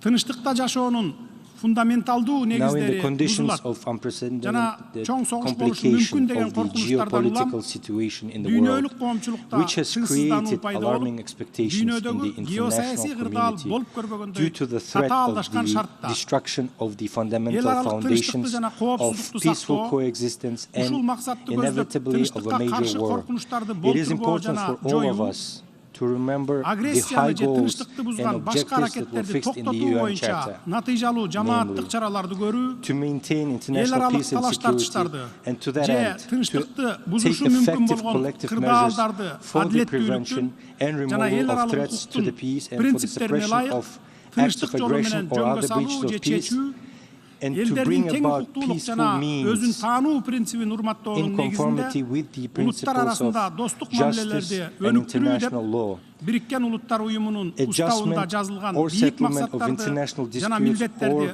баарыбыз эстен чыгарбай, өзгөчө маани берип, милдеттерди аткарышыбыз керек. Биздин өлкө мамлекеттүүлүктү түзгөндөн баштап эле Бириккен Улуттар уюмунун уставын ыраттуу жана катуу сактап, өзүбүздүн милдеттерибизди ак ниет аткарып келүүдөбүз. Ушул жылдын март айында өлкөбүздүн Бириккен Улуттар уюмуна киргенине туура 30 жыл болду. Ал эми Кыргыз Республикасынын эгемендүүлүгүнүн 31 жылдыгын жакында эле, кечээ жакында эле 31-августта белгиледик. Биз дайыма эл аралык талаш тартыштарды тынчтык жолу менен чечүүгө умтулабыз. Биз эл аралык мамилелерде кандайдыр бир мамлекеттин аймактык бүтүндүгүнө же саясий көз карандысыздыгына каршы күч колдонуудан же коркунуч келтирүүдөн дайыма алыс. Өлкөбүздүн басып өткөн татаал жолуна көз чаптырып, Кыргызстандын көз карандысыз жана эгемендүү мамлекет, эл аралык коомчулуктун тең укуктуу жана жоопкерчиликтүү мүчөсү катары калыптанышына Бириккен Улуттар уюмунун кошкон көп кырдуу салымын абдан жогору баалайбыз. Саясий, коомдук жана жарандык институттарды калыптандырууда, демократияны чыңдоодо, рыноктук экономиканы өнүктүрүүдө Бириккен Улуттар уюмунун колдоосун жана жардамын элибиз эч качан унутпайт. Өзүнүн эгемен мамлекетин түзүү жөнүндө Кыргыз элинин кылымдардан бери келе жаткан асыл максатын ишке ашырууга чын ыктыластан жана жан дили менен жардам берген Бириккен Улуттар уюмунун системасынын бардык жетекчилерине жана кызматкерлерине айкөл элибиздин жана жеке өзүмдүн атымдан терең ыраазычылык билдирем. Сиздерге чоң рахмат. Урматтуу төрага мырза, учурдан пайдаланып, ушул бийик трибунадан дүйнө коомчулугунун назарына Кыргыз тажик чек арасындагы кырдаалдын кезектеги урушуна байланыштуу соңку окуяларды эске алып, өлкөбүздүн түштүк чек арасында түзүлгөн жагдайларды билдиргим келет. Адегенде тарыхка кыскача токтоло кетейин. 1991-жылдын декабрында Советтер Союзу тарагандан кийин талаштуу аймактар жана чек ара көйгөйлөрү келип чыккан. Алардын айрымдары ушул күнгө чейин жөнгө салына элек. Совет Кытай чегарасынын If there were more бүткүл than периметри 20 боюнча dispute 20-дан ашык areas талаш жери along the болсо, entire perimeter анын of the ичинде Soviet-Chinese Кыргызстанда border, 5 талаш 5 жери of болгон. them were in Kyrgyzstan. Биз алгач ирет I want to proudly remind the world 1996 community жылы that Кытай we Эл have Республикасы successfully жана completed issues of border 1999 жылы regulation, Казакстан first Республикасы with the менен Republic of үч China in өлкөнүн мамлекеттик 1996 чегараларынын тогошкон and jointly жерлерин with the Republic of Kazakhstan чегараны at the жөнгө point of салуу intersection маселелерин of the ийгиликтүү state borders бүтүргөнбүз. of 3 countries in 1999. Биз Then азыр with the Republic of Өзбекстан Kazakhstan Республикасы in менен биргелешкен 2017. иштерди We have now дээрлик толугу practically менен аяктап, completed our joint work мамлекеттик and are чегара about to жөнүндөгү sign the келишимге кол agreement on коюуга the state киришип border жатабыз. with the Republic of Uzbekistan. Аталган 3 коңшу өлкө менен мамлекеттик чегарабыз тынчтыктын, ынак I am pleased to коңшулуктун, know that the state достуктун borders with жана these 3 өз ара пайдалуу neighboring кызматташтыктын countries have чегарасына become the borders of peace, айлангандыгын good зор кубаныч менен neighborliness, баса friendship, белгилеп and кетем. mutually beneficial cooperation.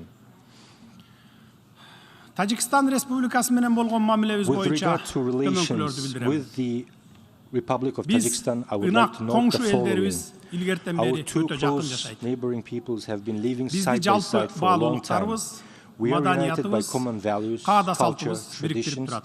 and Биздин customs. We динибиз share the same faith.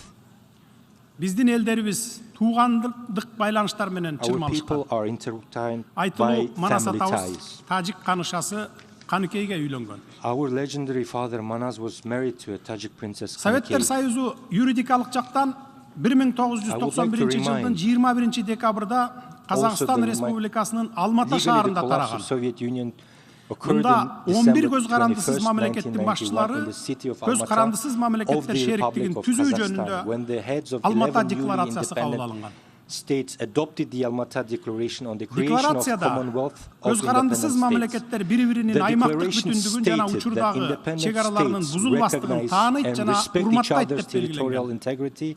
And the Алар inviolability of existing ынак коңшулук borders. жана өз ара пайдалуу кызматташтык They мамилелеринин indicate терең that тарыхый strengthening тамырын of relation бекемдөө of friendship, good элдердин негизги neighborliness, кызыкчылыктарына and mutual жооп берет, beneficial тынчтык cooperation, жана which have коопсуздук ишине historical кызмат кылат roots, деп көрсөтүшкөн. meets the fundamental interest of people and serve Өлкөлөр the cause жарандык for тынчтыкты peace жана and security. улуутаралык ынтымакты сактоо It is үчүн written өзүнүн that the жоопкерчилигин countries сезет деп sense their жазылган. responsibility to maintain civil Бул peace and юридикалык документке international көз harmony. карандысыз мамлекеттер шериктештигинин This legal 11 document was signed мамлекеттин by the президенттери, presidents of 11 анын ичинде states, Тажикстан presidents of Республикасынын 11 президенти да CIS кол member койгон. states, including the Republic of Tajikistan. Андан кийин 1994 жылдын 15 апрелинде This көз principle was карандысыз confirmed мамлекеттер by the шериктештигине president of катышкан Tajikistan, мамлекеттердин Rahmon суверендүүлүгүнүн, in Moscow аймактык Declaration бүтүндүгүн of the жана CIS on чегараларынын кол respect for тийбестигин сактоо sovereignty, жөнүндө territorial Москва integrity декларациясында and дагы бул immunity of принципти borders of the state Тажикстан parties президенти of Эмомали the Рахмон Commonwealth of өзү да Independent ырастаган. States, dated Кол April коюп 15, макул болгон. 1994. Бирок азыр He ал signed it принциптен and тайып agreed. жатканы өкүнүчтүү. It is a pity that he is deviating from this principle now. Ал Тажикстандагы кандуу жарандык согуш аяктагандан He кийин made his first official visit to the Kyrgyz 1998 Republic жылы in биринчи 1998 after the расмий end иш of the сапарын bloody Кыргыз civil war Республикасына in жасаган. Tajikistan.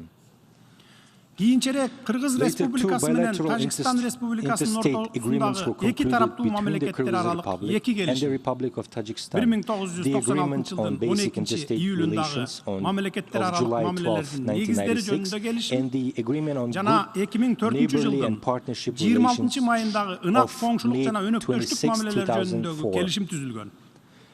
Эки I want to келишим тең note Дүйшөмбү that both шаарында кол agreements were signed коюлгандыгын in белгилеп Dushanbe. кетким келет. Урматтуу төрага мырза, Dear Mr. President, эки мамлекеттин from the ортосундагы very чегара beginning маселелерин of жөнгө work салуу on боюнча иш settlement of border башталгандан issues тартып, between our two states, Кыргыз тарап the дайыма Kyrgyz өзүнө алган side эл has аралык always acted in милдеттенмелерге, full compliance анын ичинде with its эки тараптуу international милдеттенмелерге obligations, ылайык иш including жүргүзүп, bilateral өз ара ones, пайдалуу conducted компромисстерди сунуштоого negotiations аракет in кылып, a constructive manner, конструктивдүү маанайдагы offering mutually сүйлөшүүлөрдү beneficial жүргүзүп келебиз. compromise. Белгилей кетсем, I would like to note that in 2021 April жылдын апрелинде 2021, the Тажикстандын armed куралдуу forces of күчтөрү биздин Tajikistan аймагыбызга негизсиз эле launched an масштабтуу агрессия жасады. unjustified and provoked Анын кесепетинен large-scale 36 aggression жараныбыз курман against the болуп, territory of олуттуу the Kyrgyz материалдык Republic, зыян killing келтирилди. 36 citizens and causing serious Кыргыз material халкындын damage. сынына кабылсам дагы, Although my decision to meet the President ортолук аянтта of the жолук деген Republic of талаптарды Tajikistan in коюп турушту, Dushanbe was heavily criticized by the Kyrgyz people who demanded that I meet in a natural location. Nonetheless, I flew to Dushanbe and met with Mr. President Rahmon in June last year to try and find a mutually beneficial solutions to the border issues. For the sake of my people, I am ready to spend not only 10 hours on negotiations as on that day, but to spend as much time as possible to solve this issue once and for all. Of course, whatever the solution, it should be mutually beneficial. Кыргызстандын түштүгүндө масштабтуу аскердик кагылышуу болгондугун терең кайгыруу менен кабарлайм. Мурда сүйлөшүлгөн бардык макулдашууларга карабай, тажик тарап Кыргыз-тажик мамлекеттик чек арасынын бардык периметри боюнча чек аралык жана жарандык объекттерге чабуул жасады. 140 миңге жакын жараныбыз чек арага жакын калктуу конуштардан эвакуацияланды. Аларга керектүү жардамдар көрсөтүлүп жатат. Ушуга байланыштуу тилектештик жана моралдык колдоо көрсөткөндүгү үчүн Birikкен Улуттар уюму системасына, досторубузга, өнөктөштөрүбүзгө ыраазычылык билдирип кетем. Жарандык жана аскердик объекттерге, үйлөргө, административдик имараттарга, мектептерге, чек ара тозотторуна чоң материалдык зыян келтирилди. Кандай гана болбосун, материалдык зыяндын ордун толтурса болот экен.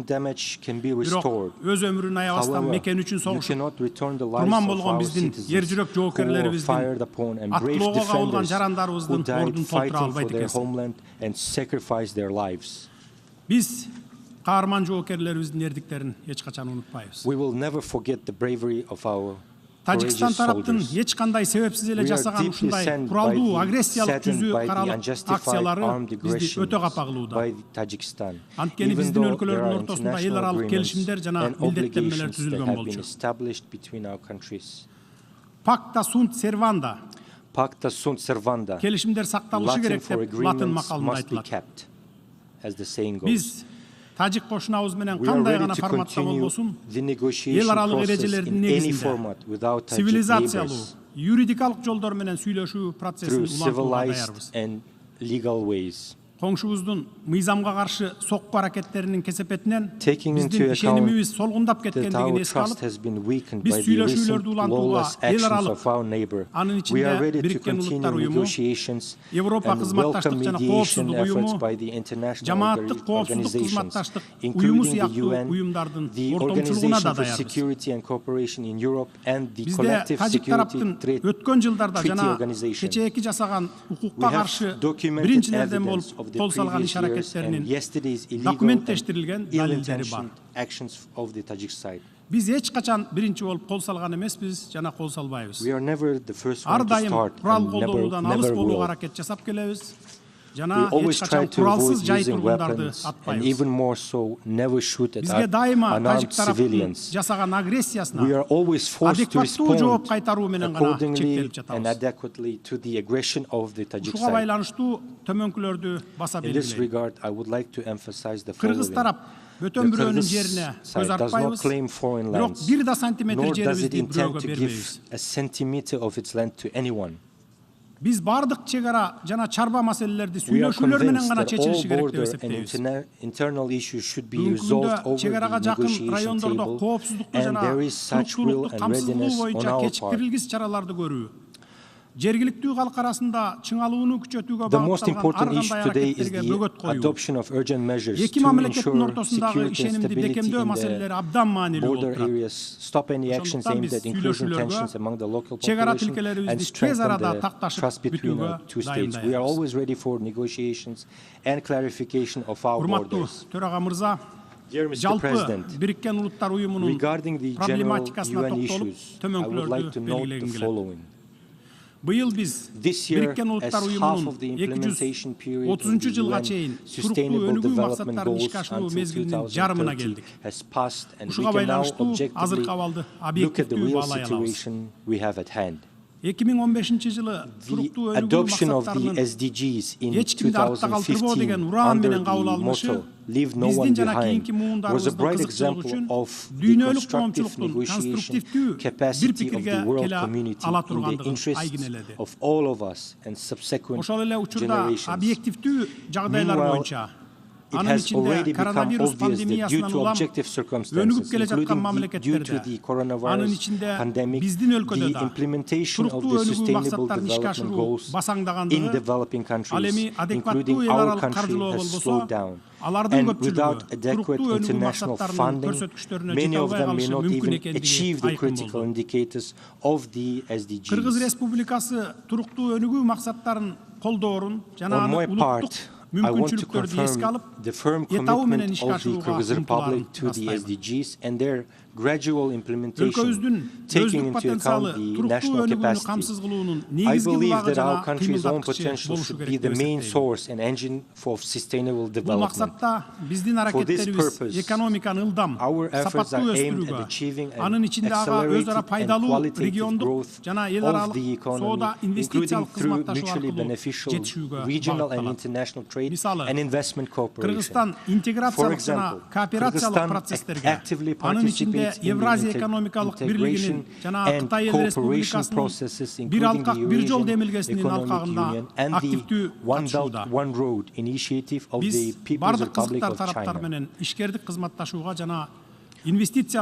On my part, I want to confirm the firm commitment of the Kyrgyz Republic to the SDGs and their gradual implementation, taking into account national capacity. I believe that our country's own potential should be the main source and engine of sustainable development. For the purpose, achieving an accelerated, for example, Kyrgyzstan жүргүзүлүп жаткан саясаттын алкагында our жашыл, esteemed neighbors, санариптик жана креативдүү the country is экономиканы actively өнүктүрүүгө developing the артыкчылыктуу көңүл бурулат. locomotive of green economy, Өлкөдө hydropower жашыл industry, экономика small, локомотиви medium and болгон sized гидроэнергетика hydropower тармагы plants are being активдүү put into өнүгүүдө, operation. чакан жана орто кесте Our esteemed пайдаланууга neighbors, киргизилүүдө. Эң ири камбарата кесим Kazakhstan курууга and биздин ынак Uzbekistan коңшуларыбыз will participate Казакстан жана Өзбекстан in the катышат. construction of the Анткени largest бул регионду hydroelectric энергетика power менен камсыз station, кылууну бекемдейт жана Kambarata, суу ресурстарын because this will пайдаланууну strengthen the оптималдаштырат. energy security and Эки ай мурда optimize the use of Чолпон Ата our шаарында water resource Кыргызстандын in the төрагалыгы region. менен Борбордук Азия In мамлекеттеринин general, I want to башчыларынын note the 4-чү spirit of консультациялык unity, жолугушуусу болуп өттү. understanding, trust and Ал support, which өзара was биримдик, demonstrated түшүнүү, in the city of ишеним жана Chолpon колдоо Ata 2 бар months экенин ago көрсөттү. when the fourth Чолпон Ата consultative meeting шаарындагы 21-чы of the кылымда heads of states Борбордук of Азияны Central Asia өнүктүрүү was held максатында under достук, the chairmanship ынак of коңшулук Kyrgyzstan. жана I кызматташтык hope жөнүндө that the келишимге signing by all тараптардын parties кол of the коюусу Cholpon Ata мамлекеттер Agreement on аралык friendship, good алакабыздын жаңы neighborliness барагын and ачат деп cooperation ишенем. for the development of Central Asia is Биз in the ушул 21st форматтагы century ишти will open a new улантууга page даярбыз. in our interstate relations. We are committed to continuing work in this format. Dear Secretary General, dear ladies and gentlemen, Кыргызстан адамзаттын at алдында the end пайда of my болуп туруучу speech, I чакырыктарды want to чечүүгө assure you that Kyrgyzstan Бириккен fully Улуттар supports the уюмунун UN as мүчө the only мамлекеттери тарабынан universal ыйгарым structure укук authorized берилген by бирден бир all of us, универсалдуу түзүм катары the member states Бириккен of the Улуттар UN, to уюмун solve бекем the колдойт деп challenges ишендирем. faced by humanity. Бириккен Улуттар уюму өзүнүн бардык функцияларын тийиштүү түрдө аткара берет жана мүчө мамлекеттерге маанилүү глобалдык көйгөйлөрдү чечүүдө жана терс көрүнүштөрдү жеңүүдө көмөк көрсөтөт деп ишенем. Ушул татаал эл аралык мезгилде бардык мүчө мамлекеттерди уюмга тилектештик жана саясий колдоо and solidarity to the organization in this difficult international time. Dear Mr. President, dear ladies and gentlemen, thank you for your attention. On behalf of the Assembly, I wish to thank the President of the Kyrgyz Republic for the statement just made, and I request the protocol to escort His Excellency. The Assembly will hear an address by His Excellency Kassym-Jomart Tokayev, President of the Republic of Kazakhstan. I request the protocol to escort His Excellency.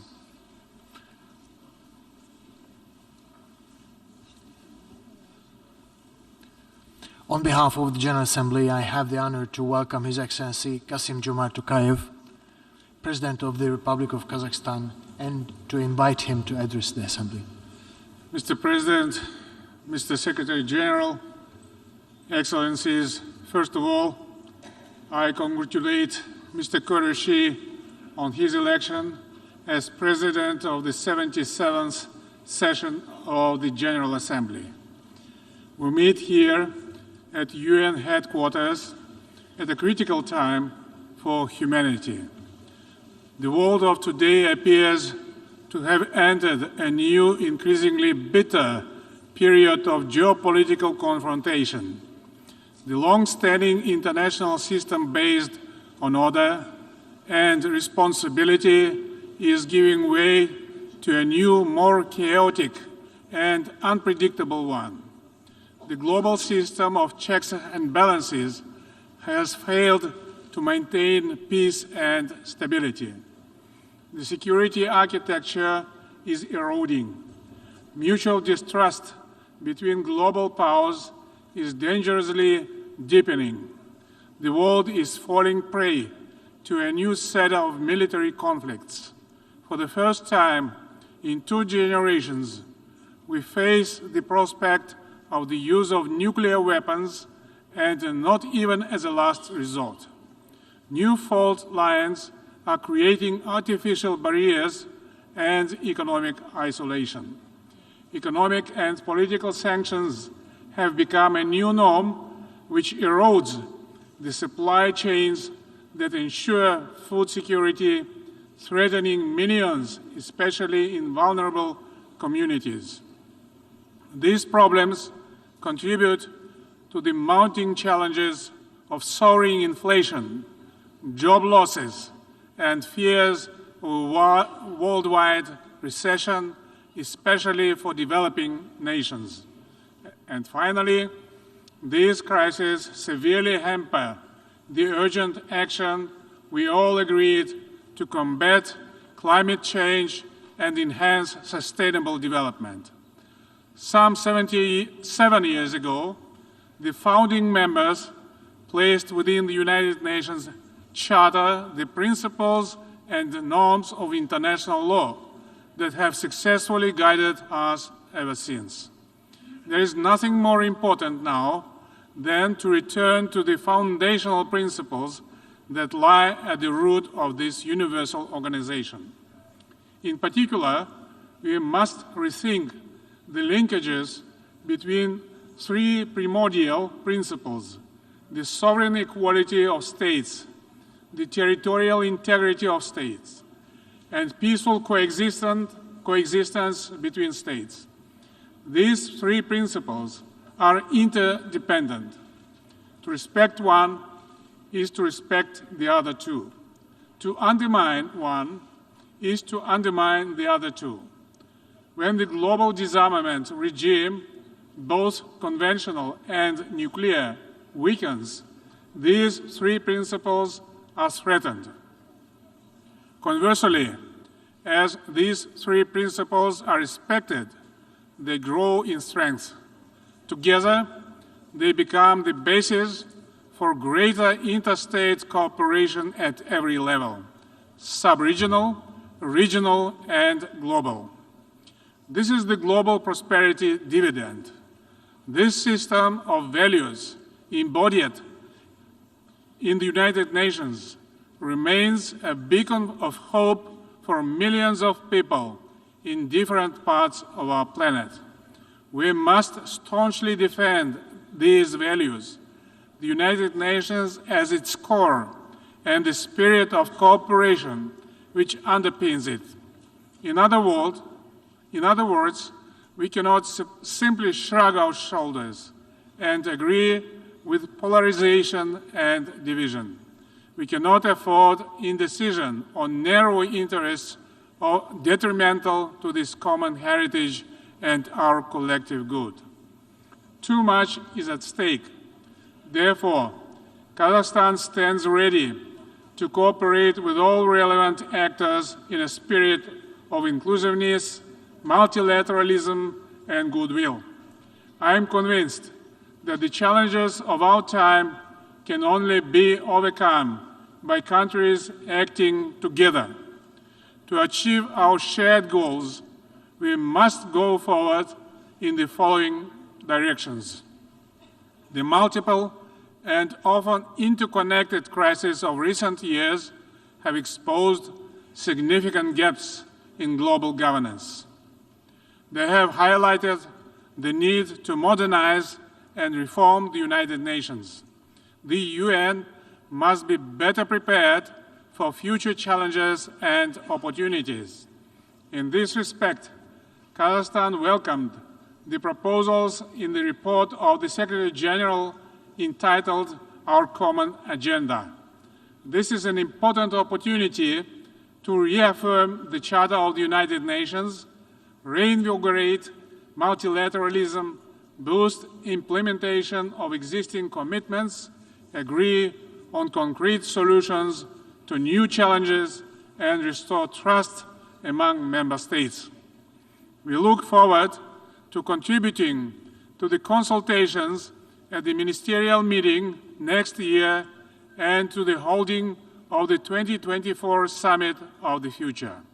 We must move from simply responding to global challenges and crises to preventing and better predicting emerging trends and integrating our assessments into strategic planning and policy making. For this very purpose, Kazakhstan proposed 30 years ago the idea of convening the Conference on Interaction and Confidence-Building Measures in Asia. In the context of new challenges and threats, we hope to transform SICA into full-fledged international organization at the upcoming summit in October in Astana to contribute to global mediation and peacemaking. With only 8 years until 2030, the Sustainable Development Goals are hampered by the COVID-19 pandemic, a triple planetary crisis, it means climate change, biodiversity loss and pollution, and conflicts around the world. We need to get back on track before it's too late. Our top priority must be build resilience to future turmoil and ensure sustainable, equitable, and inclusive recovery. To this end, we need a frank dialogue between East and West and a new global security paradigm based on the principles of mutual trust and multifaceted cooperation. Given the current crisis and increased geopolitical tensions, there is an acute need for a process under the United Nations auspices that can lead to détente and conflict prevention. Kazakhstan has suffered terribly from past nuclear weapons testing, so we understand very clearly the dangers of escalating tensions between nuclear powers. For this reason, nuclear disarmament has become a key part of Kazakh foreign policy, and we will be continuously struggling for a world free of nuclear arsenals. Despite some progress in this area, unfortunately, the whole record is not that positive. We are alarmed by the increased rivalry and rhetoric of nuclear states. We are also concerned at the lack of progress made by the NPT review conferences. Elaborating new mechanisms to ensure disarmament and non-proliferation is a daunting task ahead. Similarly, the COVID-19 pandemic has highlighted the urgent need to manage and reduce biological risks and dangers. It should be of universal concern that we still rely on the Biological Weapons Convention, now 50 years old, without any effort to create an agency or body for international cooperation. In this context, I would like to reiterate my earlier proposal to establish an international agency for biological safety. Along with threats to international security, climate change requires greater international cooperation and solidarity as well. Around the world, people are facing existential threats from weather and environmental change. If we are to turn this tide, we need more action, and we need it fast. Many of us have taken bold steps already. In Kazakhstan, we have pledged the total transformation of the oil and coal-dependent energy sector into a net zero economy by 2060. To save our planet, we need investment at greater levels than we have ever seen. However, climate action cannot come at the expense of development or modernization. Therefore, at COP27 later this year, member states, as well as the global business community, must once again scale up their commitment to greater climate finance. That agenda relates directly to the global food security crisis. My country, as the world's seventh largest grain producer, is the breadbasket of Central Asia. We are committed to utilizing this agricultural potential to fight global food insecurity. Kazakhstan will continue to act as a reliable supplier of grain and other food staples, first of all, to the poorest countries. It also intends to grow its cooperation with the Islamic Food Security Organization located in Kazakhstan, as well as other United Nations agencies. It's imperative in this connection to exclude food and fertilizers from any sanctions and restrictions whatsoever. Once again, current economic and social upheavals require a collective effort. Commitment to the 2030 Agenda remains an integral part of our national and global agenda. In addition, fair trade regimes are crucial to global economic recovery. In this context, I would like to commend the constructive decisions coming out of the 12th WTO Ministerial Conference chaired by Kazakhstan. The current geopolitical situation also highlights the importance of a reliable and diversified global transit and transport infrastructure. We are seeing this in our own region. Kazakhstan, the largest landlocked developing country, is becoming a vital Asian land corridor to Europe. The Trans-Caspian International Transport Route, or Middle Corridor, has received a new impetus. We expect cargo volume through Kazakhstan to increase significantly in the years ahead. We must ensure that the Caspian Sea becomes a sea of peace and new opportunities. In the months ahead, Kazakhstan will help mitigate the most immediate impacts of limited access to energy and critical raw materials caused by trade and supply chain disruptions. In the long term, we aim to diversify our sources of energy with a particular focus on green hydrogen and renewables.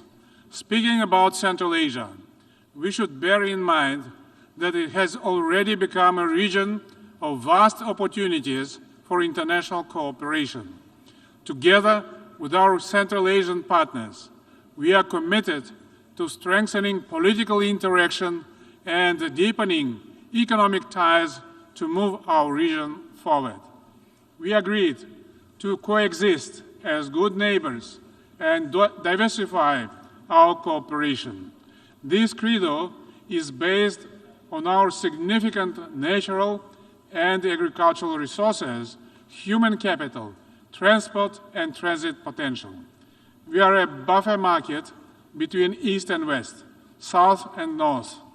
We intend to work together with all stakeholders to address a pressing regional agenda that includes climate change, the Aral Sea, rational use of water resources, border delimitation, combating extremism, and expanding inter-regional trade. That's why we consider it important to establish the United Nations Regional Center for SDGs for Central Asia and Afghanistan in Almaty. Kazakhstan sees the future Afghanistan as a truly independent, neutral, united, prosperous state living in peace with its neighbors. Therefore, we support the difficult process of nation building in that country, including life-saving humanitarian assistance. Dear colleagues, as President of Kazakhstan, I am absolutely committed to build a just Kazakhstan, one in which every citizen has the same opportunities, rights, and protections. Justice in my country must prevail. Law and order will become pillars of our society. The most important part of this path is transformative political reform. Presidential and parliamentary elections will be held in Kazakhstan over the coming months. According to my proposal, the presidential mandate has been limited to 1 7-year term. It's a real breakthrough in developing democracy in Kazakhstan. At the same time, we will be firmly adhering to my formula of a strong president, authoritative parliament, accountable government. I am convinced this formula excellently serves the national interests of Kazakhstan. We also aim to demonopolize the economy. We are taking steps to ensure that the wealthiest in our society play their part in our quest for a just Kazakhstan, along with diversifying our economy and increasing investments in human capital. Recently, I initiated the creation of a national fund for children.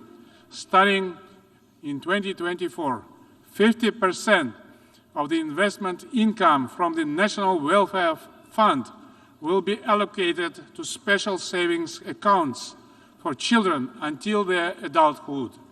These funds could be used for education or housing purposes. A special private charity fund for the people of Kazakhstan also now provides assistance to ordinary citizens for healthcare, education, and social security aims.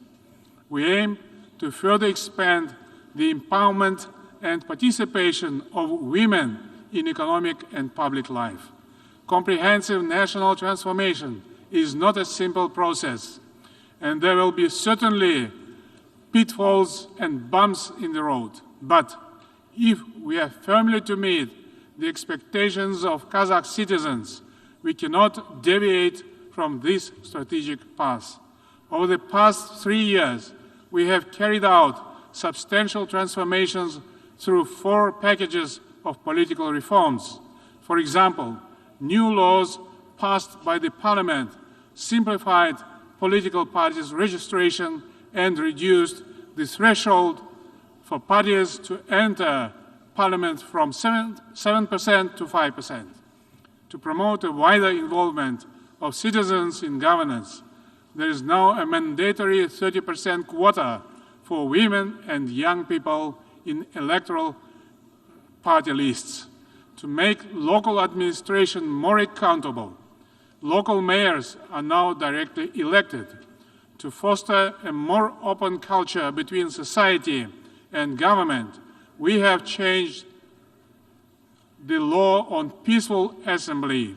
Government authorization is no longer required. Following its international commitments on the fundamental right to life and human dignity, Kazakhstan abolished the death penalty. A just Kazakhstan depends on our multi-ethnic and multi-confessional solidarity. The unity in diversity principle will be preserved at all costs. Last week, the 7th Congress of Leaders of World and Traditional Religions was successfully held in Kazakhstan. The Congress once again highlighted the importance of religious tolerance, dialogue, and mediation. We are ready to build bridges and provide platforms for dialogue wherever needed. Dear friends, this year marks 30 years of Kazakhstan-United Nations partnership. The organization has contributed strongly to the formation and strengthening of independent Kazakhstan. Over that period, we have worked for the aims of the Charter in all major UN organs, from ECOSOC to the Human Rights Council and to the Security Council. Kazakhstan will remain at the forefront of advancing a more modern, efficient, transparent, and accountable organization. Never in history have we had such a need for responsible leadership for the next generations. Remembering our past makes us responsible for our future. Together with you, we will spare no effort toward building a safer, more sustainable, and prosperous global community. Thank you.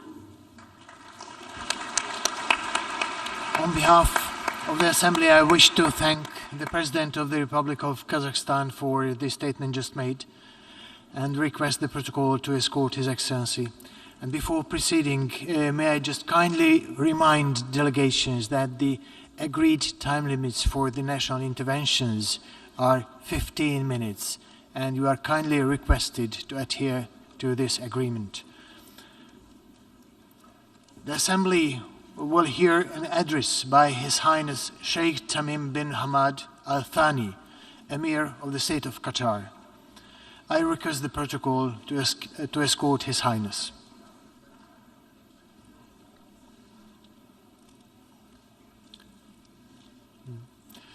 On behalf of the Assembly, I wish to thank, and on behalf of the General Assembly, I have the honor to welcome His Highness Sheikh Tamim bin Hamad Al Thani, Emir of State of Qatar, and invite him to address the Assembly. بسم الله الرحمن الرحيم. سعادة رئيس الجمعية العامة، سعادة الأمين العام للأمم المتحدة، السيدات والسادة، يسرني بداية أن نهنئ سعادة السيد كاسابا كوروشي على توليه رئاسة الدورة 77 للجمعية العامة، متمنيا له النجاح. كما أعرب عن تقديرنا لسعادة السيد عبد الله شاهد رئيس الدورة 76 لما بذله من جهود، ونثمن الجهود التي يبذلها سعادة السيد أنطونيو غوتيريش الأمين العام للأمم المتحدة من أجل تعزيز دور الأمم المتحدة وتحقيق أهدافها. السيد الرئيس، تحول عالمنا إلى قرية عالمية تتداخل فيها همومنا وتتشابك قضايانا، ومع أن عالمنا تغير بوتيرة سريعة لناحية انتشار آثار أي حدث بيئي أو أزمة اقتصادية أو مواجهة عسكرية على المستوى العالمي، إلا أن مقاربتنا وأساليبنا لم تتطور بالوتيرة ذاتها لتواكب هذه التغيرات الثورية. وسواء كان الرأي أن العالم أحادي القطب أو متعدد الأقطاب، فإن السياسة الدولية ما زالت تدار بمنطق الدول المتفاوتة القدرات والمصالح والأولويات، وليس بمنطق العالم الواحد والإنسانية الواحدة. وأقصد تحديدا إدارة الأزمات العالمية من منظور مصالح ضيقة قصيرة المدى، وتهميش القانون الدولي، وإدارة الاختلاف بموجب توازنات القوى، وليس على أساس ميثاق الأمم المتحدة واحترام سيادة الدول. كما أقصد عدم توفر آليات كافية للردع ومعاقبة المعتدين على سيادة الدول، وعجز المجتمع الدولي عن فرض التسويات حين يرفضها الطرف القوي في أي نزاع. في هذه الظروف تبرز أهمية الحكمة والعقلانية في سلوك القادة والتمسك بمبادئ العدالة والإنصاف في العلاقات بين الدول. السيد الرئيس، ندرك تماما تعقيدات الصراع بين روسيا وأوكرانيا والبعد الدولي له، ومع ذلك ندعو إلى وقف إطلاق النار ومباشرة السعي إلى حل سلمي للنزاع، فهذا ما سوف ينتهي إليه الأمر على كل حال مهما استمرت الحرب. peaceful settlement, because this is ultimately what will happen regardless of how long this conflict will go on for. Perpetuating the crisis will not change this result. It will only increase the number of casualties, and it will increase the disastrous repercussions on Europe, Russia, and the global economy. On a different note, I don't think the representatives of the different countries present here need to be reminded that the Palestinian question remains without solution. Failure to implement international resolutions على الأرض أصبح الاحتلال الاستيطاني يتخذ السياسة فرض الأمر الواقع مما قد يغير قواعد الصراع وكذلك شكل التضامن العالمي مستقبلا. ومن هنا أجدد التأكيد على تضامننا الكامل مع الشعب الفلسطيني الشقيق في تطلعه للعدالة، كما أكرر التأكيد على ضرورة تحمل مجلس الأمن لمسؤوليته بإلزام إسرائيل بإنهاء احتلال الأراضي الفلسطينية وإقامة دولة فلسطينية على حدود عام 1967 وعاصمتها القدس الشرقية.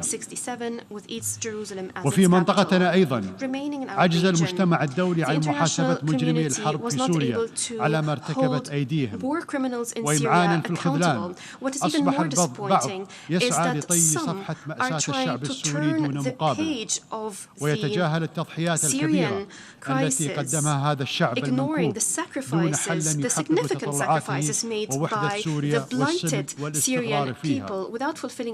ولا يجوز أن تقبل الأمم المتحدة أن يتلخص المسار السياسي فيما يسمى اللجنة الدستورية تحت رعايتها. تقدم القضية السورية درسا مهما بشأن عواقب غياب الرؤية البعيدة المدى لدى قوى المجتمع الدولي الفاعلة حين يتعلق الأمر بمعالجة معاناة الشعوب من الطغيان اللامحدود والفقر المدقع والحروب الأهلية أن تصبح ظواهر مرافقة لها مثل اللجوء هي المشكلة التي تحتاج إلى حل. نحن نقدر عاليا دور الدول التي استقبلت اللاجئين السوريين، ولكن لا يسعنا إلا أن نذكر أن علينا الالتفاف إلى جذور القضايا قبل أن تطرق آثارها أبواب بلادنا. وفي ليبيا نطالب باتخاذ إجراء دولي وفوري لاستكمال العملية السياسية والاتفاق على القاعدة الدستورية للانتخابات وتوحيد مؤسسات الدولة. والجميع بات يدرك أنه لا يمكن استعادة الدولة دون توحيد القوى العسكرية وإعادة تأهيل الفصائل المسلحة في جيش وطني واحد ونبذ من يرفض هذا الحل ومحاسبته. وفي اليمن نرى بصيص أمل في توافق الأطراف على هدنة مؤقتة ونتطلع إلى وقف شامل ودائم لإطلاق النار تمهيدا للتفاوض بين الأطراف اليمنية على أساس مخرجات الحوار الوطني والمبادرة الخليجية وقرارات مجلس الأمن ذات الصلة وخاصة القرار 2216. إننا نأمل أن يتحقق التوافق الوطني في كل من العراق ولبنان والسودان من خلال ارتقاء النخب السياسية إلى مستوى المهام المطلوبة والمعروفة اللازمة ليكون ممكنا تحقيق تطلعات المواطنين والتي تضمن وحدة الشعب والوطن وتحفظ تنوعه في الوقت ذاته. ليس الأمر ممكنا فحسب بل هو واقعي للغاية لو توفرت الإرادة والاستعداد لتغليب التنازلات للتوصل إلى تسويات والتخلي عن نهج المحاصصة الحزبية الطائفية التي ترفضها الأجيال الشابة. السيد الرئيس، نحن في قطر نؤمن بضرورة التوصل إلى اتفاق عادل حول البرنامج النووي الإيراني يأخذ بالاعتبار مخاوف الأطراف كافة ويضمن خلو المنطقة من السلاح النووي وحق الشعب الإيراني في الاستفادة من الطاقة النووية للأغراض السلمية. ليس لدى أحد بديلا عن مثل هذا الاتفاق وسوف يكون التوصل إليه في صالح أمن واستقرار المنطقة وسيفتح الباب لحوار أوسع على مستوى الأمن الإقليمي.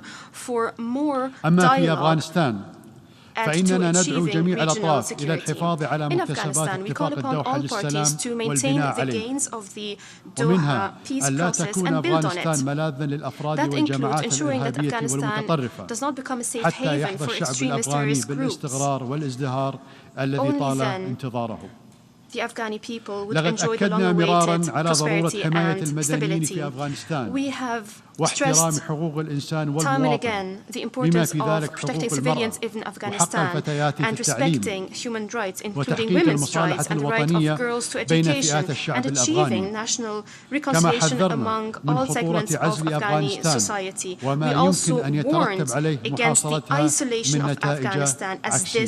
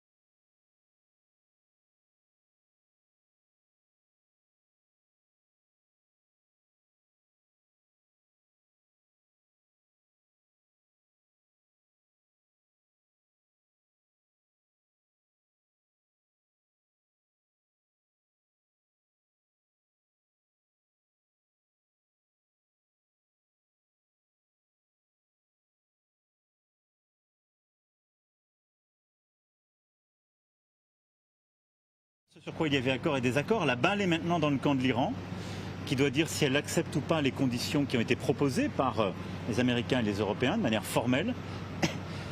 Le président Raisi m'a fait part de sa préoccupation des dossiers historiques et du sujet des garanties sur les dossiers qui étaient ouverts à l'AIEA.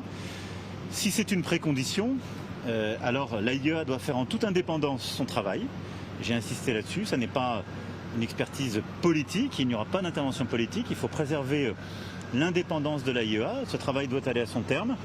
Et si c'est ce que souhaite l'Iran, alors de fait, ça voudrait dire qu'elle n'irait pas au bout d'un JCPOA et en resterait là. Ce choix appartient maintenant à l'Iran, en tout cas j'ai été clair sur le cadre, et on ne peut pas jouer en quelque sorte avec la confiance et la sécurité. Nous avons par ailleurs évoqué le sujet du droit des femmes, sur lequel j'ai insisté auprès du président Raisi, et de respect de celui-ci, qui était pour nous important, et qui pour le dialogue bilatéral et la place de l'Iran était un sujet qui devait prendre toute sa place.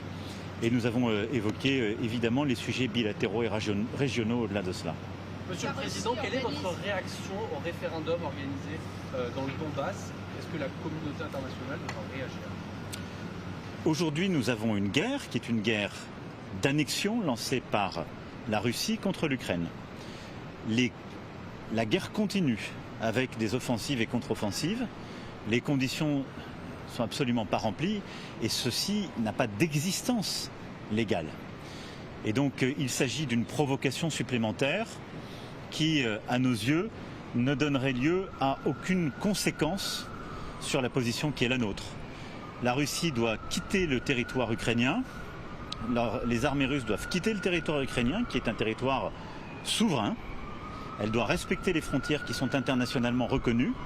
Et alors même qu'elle a organisé et qu'elle a créé des fuites massives de population, l'idée même d'organiser des référendums dans des régions qui ont subi la guerre, les bombardements, où les gens ont dû fuir, est la signature du cynisme. Est-ce que vous allez vous entretenir avec Vladimir Poutine? Il est prévu que je m'entretienne avec le président Poutine dans quelques jours sur la question nucléaire en particulier, puisque vous savez que nous avons eu un entretien il y a maintenant 15 jours sur ce sujet, que nous avons ensuite fait travailler nos ministres. La ministre des Affaires étrangères a eu un échange hier avec son homologue. Je verrai moi-même demain le directeur général de l'AIEA et nous aurons une session dédiée à la sécurité nucléaire demain matin. Et en fonction des résultats, des avancées et des précisions que nous définirons ensemble, je reparlerai au président Poutine dans les prochains jours. Est-ce que vous pensez que derrière ce référendum, si l'annexion devait être confirmée, il y a un risque existentiel pour la Russie, donc une escalade Non, je pense que c'est un principe même d'imitation de formes démocratiques ou de légitimité démocratique. Mais ce n'est pas parce qu'on imite ces formes qu'en substance, on retrouve la souveraineté des peuples. Je le redis, la Russie a déclaré la guerre. Elle a envahi cette région. Elle l'a bombardée. Elle a tué des gens. Elle a fait fuir d'autres gens. Et maintenant, elle explique que dans cette même région, elle va organiser un référendum. Si ça n'était pas tragique, nous pourrions en rire. C'est du cynisme. Et donc évidemment que ce ne sera pas reconnu par la communauté internationale et que ça n'aura donc aucune conséquence sur le plan juridique.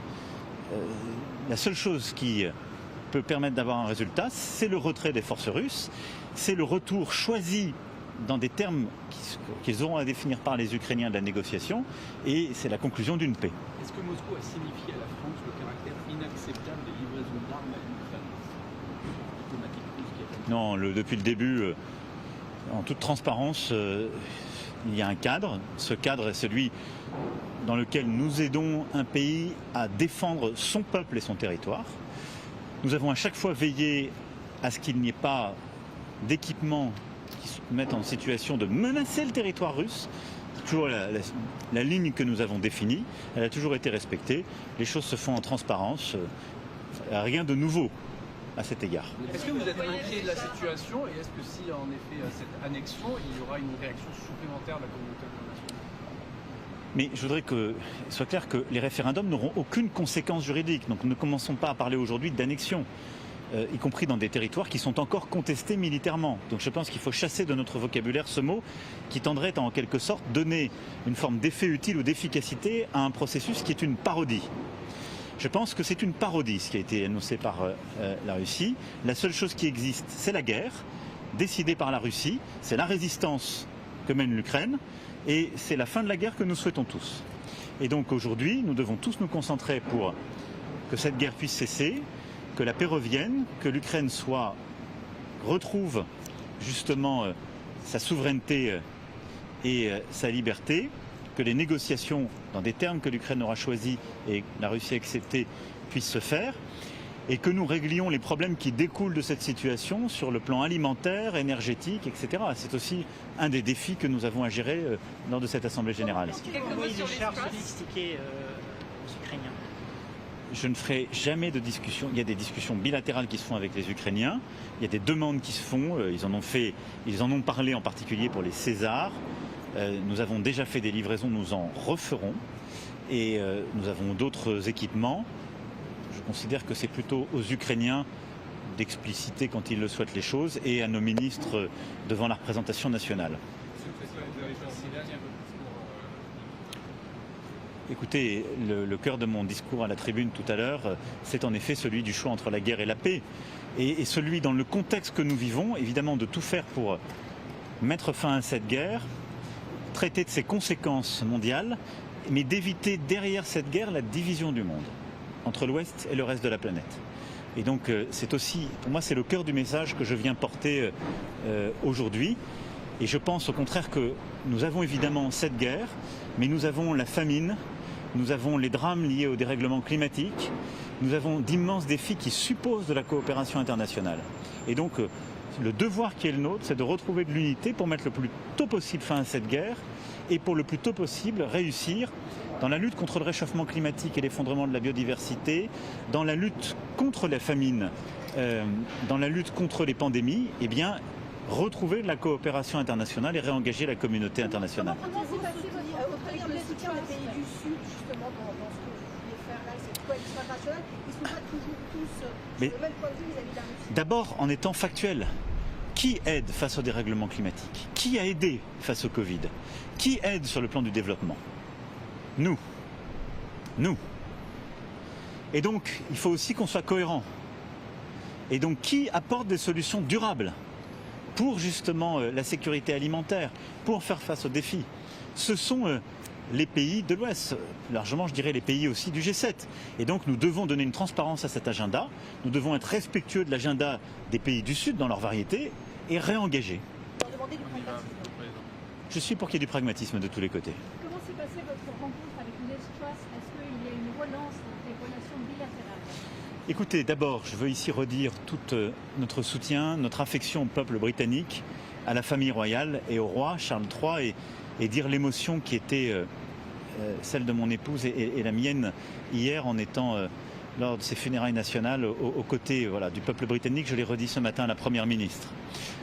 Nous avons eu en effet notre premier échange bilatéral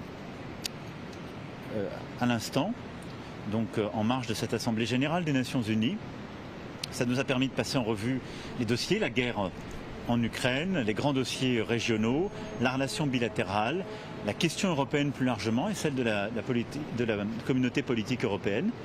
Et donc maintenant, moi je crois aux preuves et aux résultats. Et donc il y a une volonté de réengager, d'avancer et de montrer que nous sommes, comme qui dirait, des alliés et des amis dans un monde complexe. Merci beaucoup. Merci beaucoup.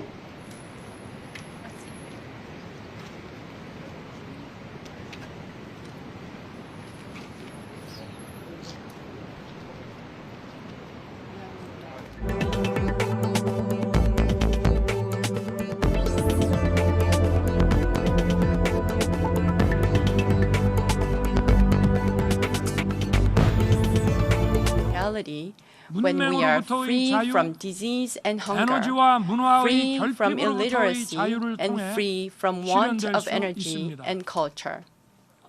In this regard, the United Nations has been exerting great endeavors through the UN ECOSOC and UNESCO, among others.